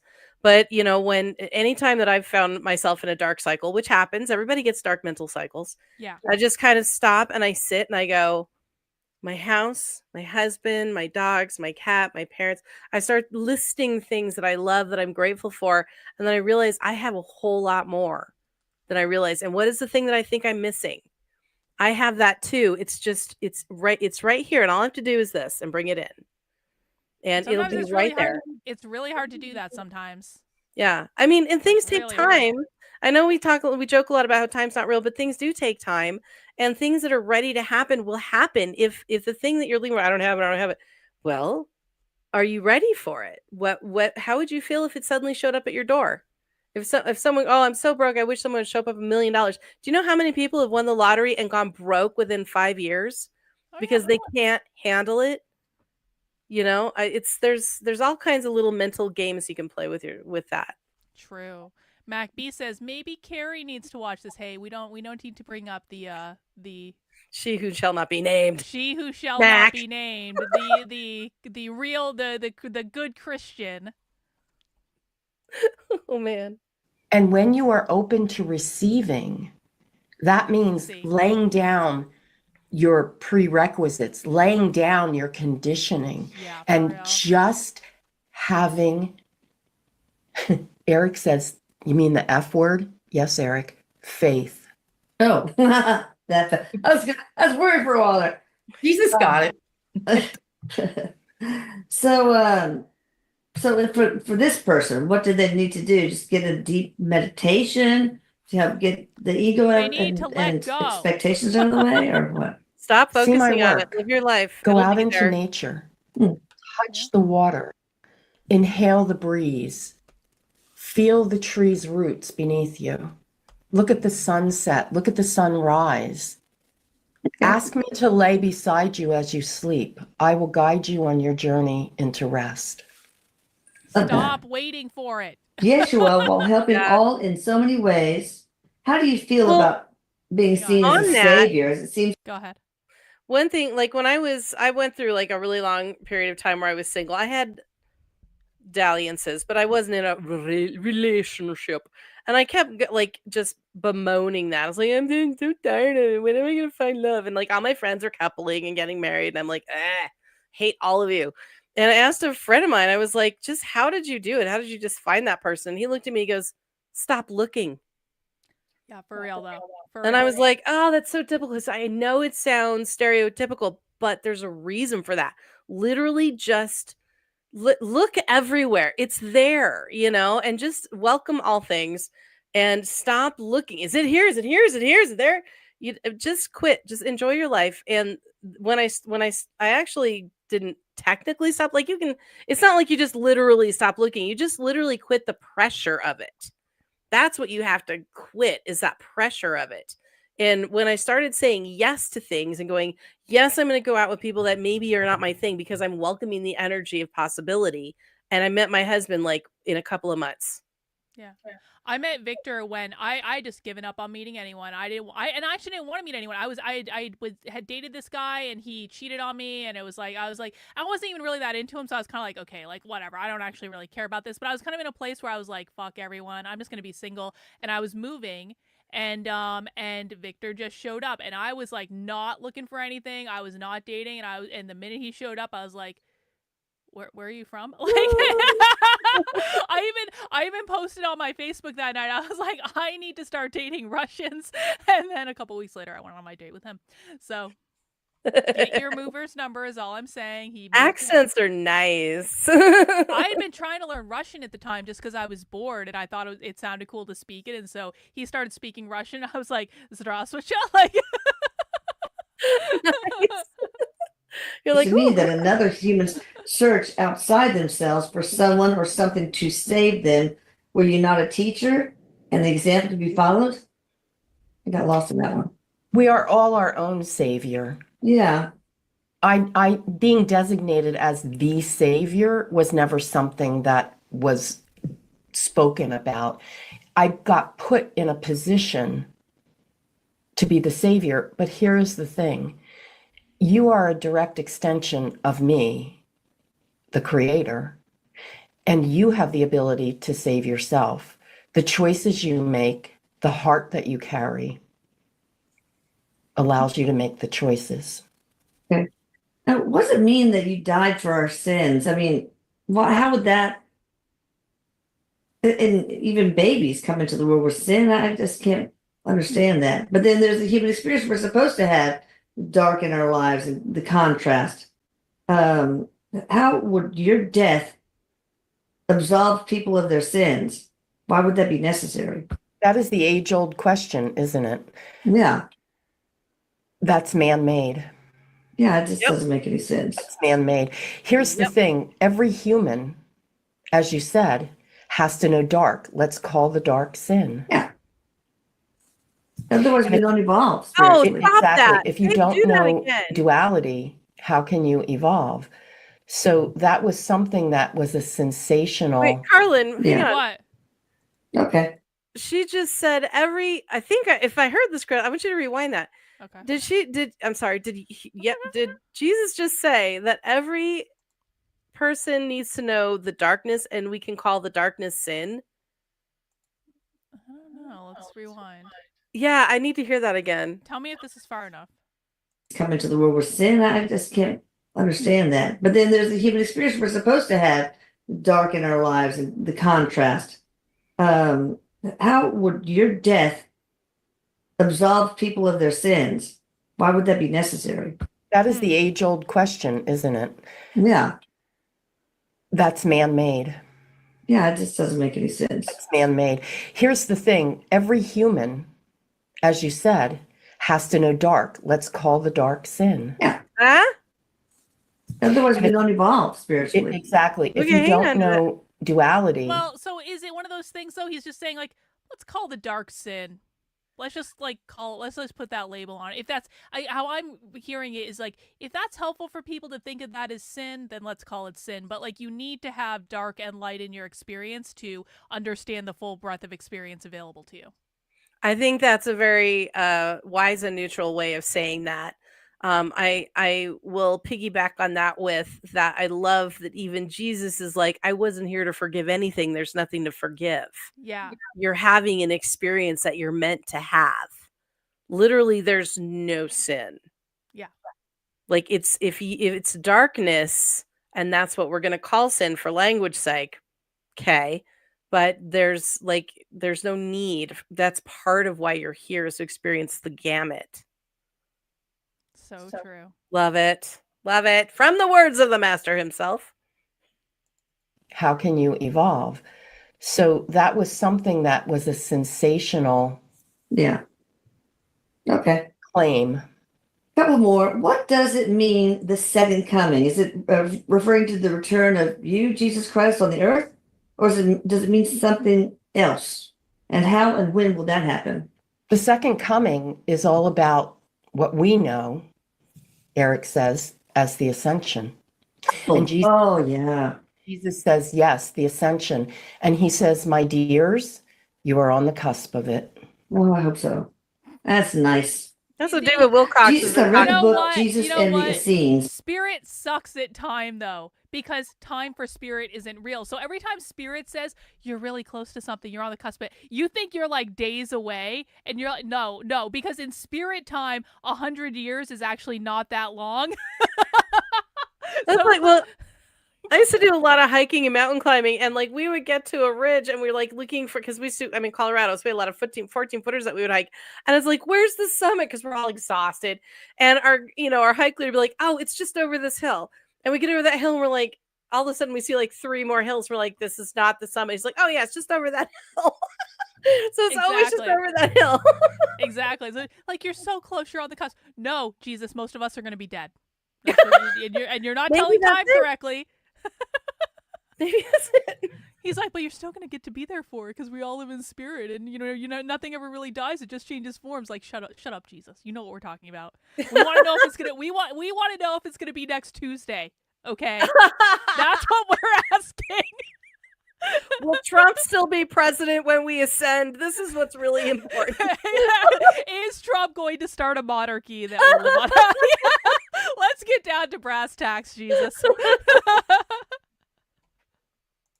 By Tina Lewis Spalding. How accurate is this book? Very. I don't know. Like 90%, 95, 80%. Wait, what book? He said only What book were they talking about? I don't know. I was When reading. Jesus, Oh, yeah. Jesus says, yes, the ascension. And he says, my dears, you are on the cusp of it. Oh, I hope so. That's nice. Jesus, I read the book Jesus and the Essenes by Tina Lewis Spalding. How accurate is this book? Very. I don't know. Like 90%, 95, 80%. He said only, not only, only 80%, but that's a good accuracy. That's a lot. Jesus and the Essenes. Were you helped by the Himalayan masters to accomplish your mission on this plane? As he asserts on his biography dictated to medium Tina Spalding? Everybody, including the Himalayan masters, everybody that I encountered was part of my journey and part of my own ascension. Okay. Couple more. We have time. If you could live your life as Jesus again, would you do anything different?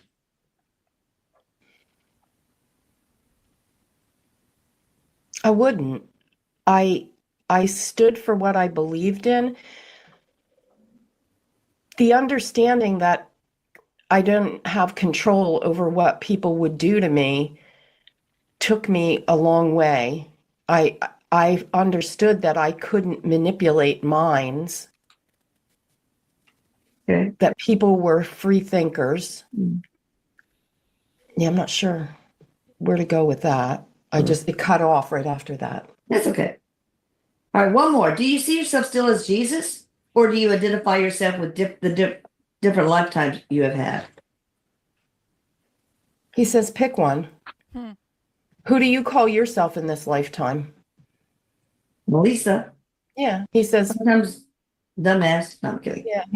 He says, Jesus, yes, Yeah. but there are some times where I'm Emmanuel, and then there are other lifetimes. And he said, just like if you were in tune with who you were, you may Another refer life, yeah. to your past lives and the lessons you've learned. Okay. How many lives have you had? There's too numerous to count, Okay. as with most beings. Are you including the walkabouts? No. Would you say that? Okay. All right. Thank you, Jesus. We'll Right. go ahead and do part 3 and 4 next time. And Wait, there's a part Four. 3 and 4. Hey, Hey, these were recently posted, were they not? maybe we don't have the parts 3 and 4 yet. Yeah, I don't know. Cleopatra, who's she got? Hang on. I need to put on my old people glasses. I feel like I have to have like reading glasses now. I'm like holding. I'm like, like ascended that part of my experience. Yep. I'm like, oh god, I'm getting old for 29. Narcissistic. Actually, that would be interesting. Channeling narcissistic parents. Whoa. Virginia Woolf. Lumeria. Jennifer, they've got a Lumeria episode. Two-parter. Oh. That'll be good. I wonder who they're channeling for that. Yeah, that's a good question. The Afterlife with Luke Perry and Shannon Doherty. Oh, bless. Marduk! 4-part Marduk channel. Y'all remember who Marduk is now, right? No. He was like the son of Enki, who became, was he the one that became Ra? Trying to remember. I think he's the one who became the Ra, I want to say. I could be wrong. Oh, no, we do have part 3 and part 4. So I don't know, Jennifer. We've been going for 2.5 hours. Should we save those for maybe next time? Should we do a 2-parter? Yeah, we can do that next time, however you like. I've really enjoyed this though. I think it's been a great, like, she's a great channel, and I really think the Yeah. information is good. And I feel like we should just take our time with it, you know, Savor. savor it like a fucking Taurus. Gosh.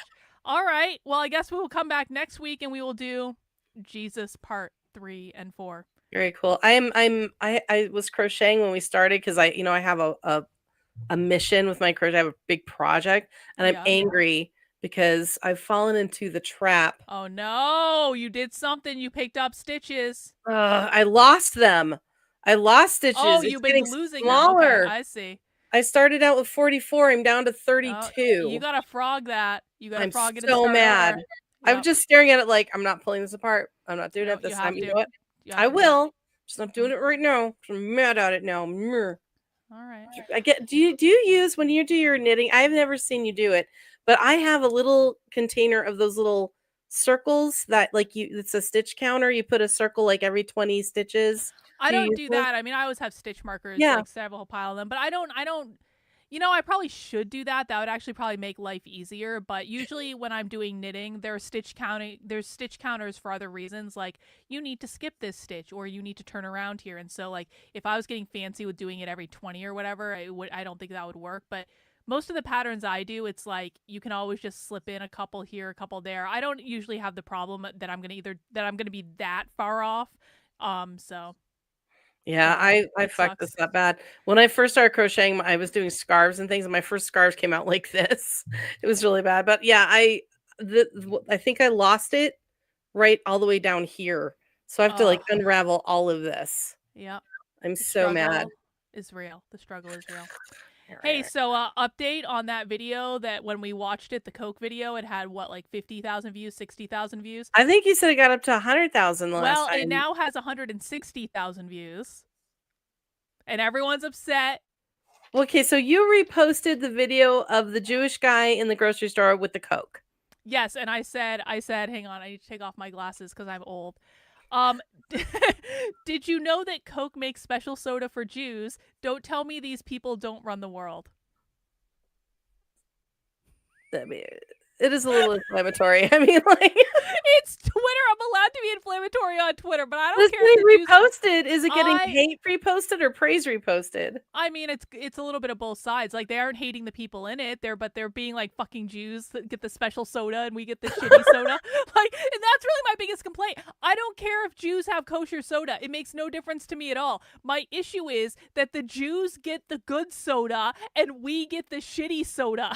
Like, Well, and just if you had do said the it good that way, it soda. probably wouldn't have been going viral. Yeah, well, You had to say the inflammatory thing for it to go viral. I mean, come on. You've got your own special soda and you want me to believe that you have no power in the world? No, come on. I once got Coca-Cola to change their outgoing voicemail. That's, if you can get Coca-Cola to do so. Do you know this story? I have never heard this. When I did the Coke Be Less White story? Do you remember that? Oh God, that was a long time ago. Yeah, I still have the record. Do you want to hear it real quick? Hang on, I can Sure. show you this recording since it's just real quick. Hang on. If the website is working. Hopefully the website's working.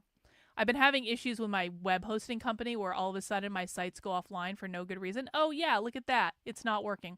Hang on. I can make it work.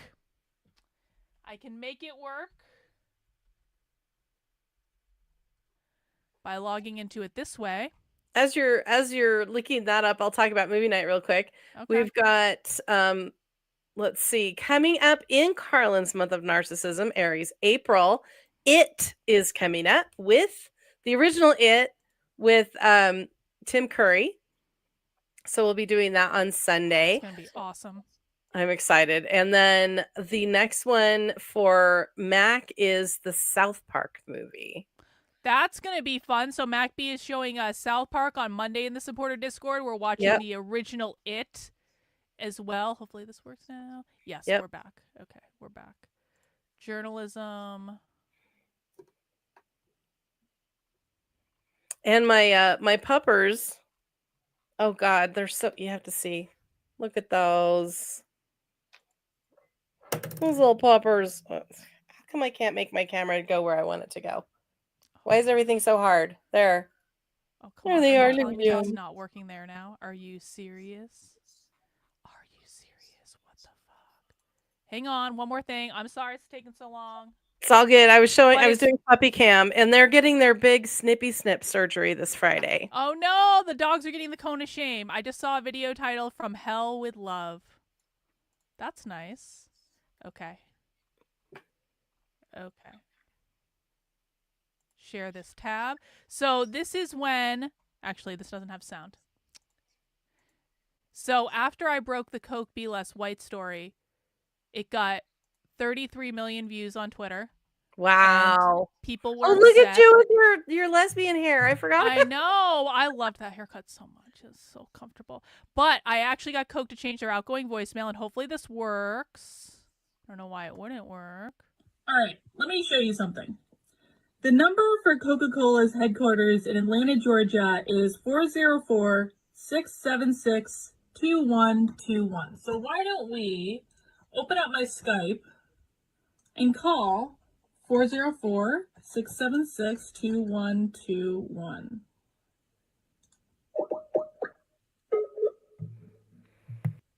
Throughout the past few days, you may have seen inaccurate reporting on the content of our recently launched diversity, equity, and inclusion training program.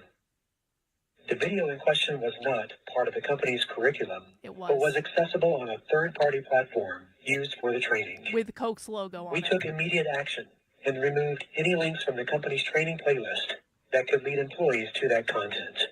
We do not support the idea of anyone being less of themselves. Our business is driven by employees of different genders, ages, abilities, orientations, races, ethnicities, religious beliefs, and countries of origin. All of these dimensions add to our way of working, learning, and leading. We will make sure that we are addressing any opportunities for improvement and continue the dialogue to ensure all voices are heard and respected. So Wow. My point is, I'm just saying, I literally got Coke to change their outgoing voicemail, and that's not remotely the same thing as creating a special soda. I mean, it's Come still on. change. Right? I mean, it's still they're doing a special soda. Okay, fine. But they've been doing that for a really long time, and you're not wrong. It is pandering. And but I mean, look at you. And I remember when you broke that story, and then other people picked it up, and you're like, I never got credit. I broke the fucking story, but I've never heard that recording before, so that was cool. Yeah, that actually was really cool. When I realized that was actually probably one of the coolest things that's ever happened to me. When I realized I got Coca-Cola's corporate headquarters to change their outgoing voicemail, I was like, oh shit, this wasn't just me dicking around in my second bedroom. I actually did some, but like, again, if the Jews can get Coke, and again, like, I don't even care that Coke makes the soda. I'm just saying they can make it available all the time for all of us. We don't all, like, why are we getting corn syrup slop and the Jews get the special cane sugar one and the Mexicans get the special cane sugar one? We don't get the special cane sugar one. Why is it RFK writing a memo or something? Like, Yeah, exactly. Well, he kind of dropped off the face of things, didn't he? Has anybody had the sugarcane Coke? Is it better? people like Mexican Coke. I've never had Mexican Coke, but I've heard many people say that Mexican Coke is better. I'd love to do a taste. But do you remember when they do like the Coke and Pepsi challenge, and they had like the two blank cups, and it was like, which one do you like better? It was always Coke, or whoever's doing the advertising. I would like to do one with the sugar and the pure cane syrup. Yeah. You know what Coke was really good that I had relatively recently? I don't know if they still make it now. I think I had it in November when I went on my road trip, but it was the Oreo Coke, which was shockingly good. Oreo Coke? Yes, they made an Oreo Coke, and it was shockingly delicious. It was really good, actually. Like, that tasted like Oreo cookies? It didn't.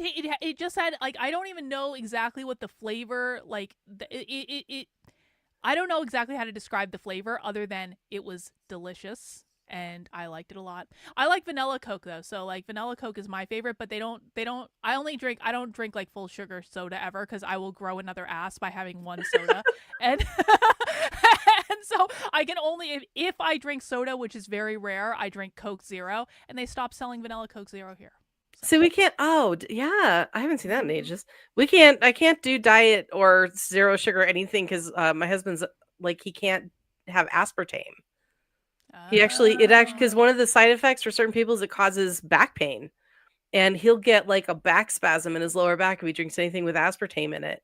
So we just do like, and I actually don't buy soda, but every now and then I kind of get it as a treat. Yeah, like every once in a while I'll get a soda. I'll get like cream soda or like a root beer or something Ooh, like yeah. that. I fucking love root beer. Mm. But I don't drink soda that often. But it's out of principle. We should get the sugarcane Coke, not Yeah. just the Jews, all of us. We want equal treatment. We want equal access to something unhealthy, okay? Because it might not be as unhealthy as the other thing. I'm never even gonna fucking buy it, but god damn it, I want to be able to if I feel like it, Coke. Right. Well, I mean, all our shit is so. Do you remember Hanson's? Is that still around? Hanson's natural soda. It was really popular in the late 80s and early 90s. I don't know if it is anymore, but like it was huge in my church. Was like that I went to was all about like natural stuff at one point, and this whole wave of everybody had Hanson soda. It was like the thing. Is that the stuff you can buy at Cracker Barrel? I honestly, I've never been to a Cracker Barrel. I fucking love Cracker Barrel. Cracker Barrel, you can get like an 8-course breakfast for $3. Maybe not quite that, but you can get like a giant fuck off plate of food for like $7, and it's like the best comfort. If you are looking for something to eat at like, midnight or something, it's just like one of those places. There's nothing nearby. There's no Cracker Barrels nearby here, but like I think the closest one is about an hour away. There used to be one. I mean, this is a long ass time ago. I don't even know if Cracker Barrel is still open this late, but there was one in Massachusetts that used to be like, and it's just like a good place to go. I don't know, but I love Cracker Barrel. I think Cracker Barrel is great. It's the best. Nice. Anyway. Well, I guess that is all we have for tonight. We'll be back next week to watch Jesus. See, neither of us have to do homework next week, Jennifer. We already know what we're going to watch. It's done. We don't even have to worry about it. It's, the universe provided. All right. So we'll do that next week. And we'll be doing It for movie night on Sunday. And it's going to be awesome. And if you've never seen the original It before, it is perfect in every possible way. And then we're doing South Park on Monday for Mac B's movie night. Yes, indeed. And remember that Miss Karlyn has a new book coming out that should coincide with her birthday. So everybody go get it. Yes, it is a great book. You're going to love it. We are going to be celebrating the release of my book for Socialism Saturday, which is my birthday, although it'll probably be in Amazon, actually maybe even tomorrow, because they approved it like that. Oh, you already uploaded it. It's already approved. Oh, yeah, I already uploaded it. It's already approved, and now it's in the publishing stage. So basically, I'm just waiting for Amazon to put the fucking page up. The Kindle version's already up. Wow. It was like that. It was very quick. That's nice. Yeah, usually I think mine take 24 to 48 hours. That could be because I may have some sexual content in there. I was honestly shocked at how quickly they approved it. I was like, like it was after the 2-week argument I had with them over the debunking Communist Manifesto, and they kept making me prove that the Communist Manifesto was in the public domain, and they were like, can you prove that they were dead? When it was like, what the fuck are you talking about? Can I prove that they're dead? Like, you know who Karl Marx is, right? I mean, like, what the oh my god. Amazon, he died in the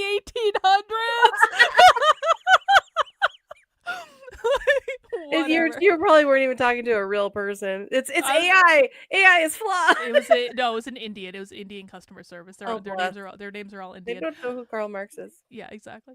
All right, guys. Well, I guess that is all we have for this time. We'll see you next time. Have a good one. Bye. Bye.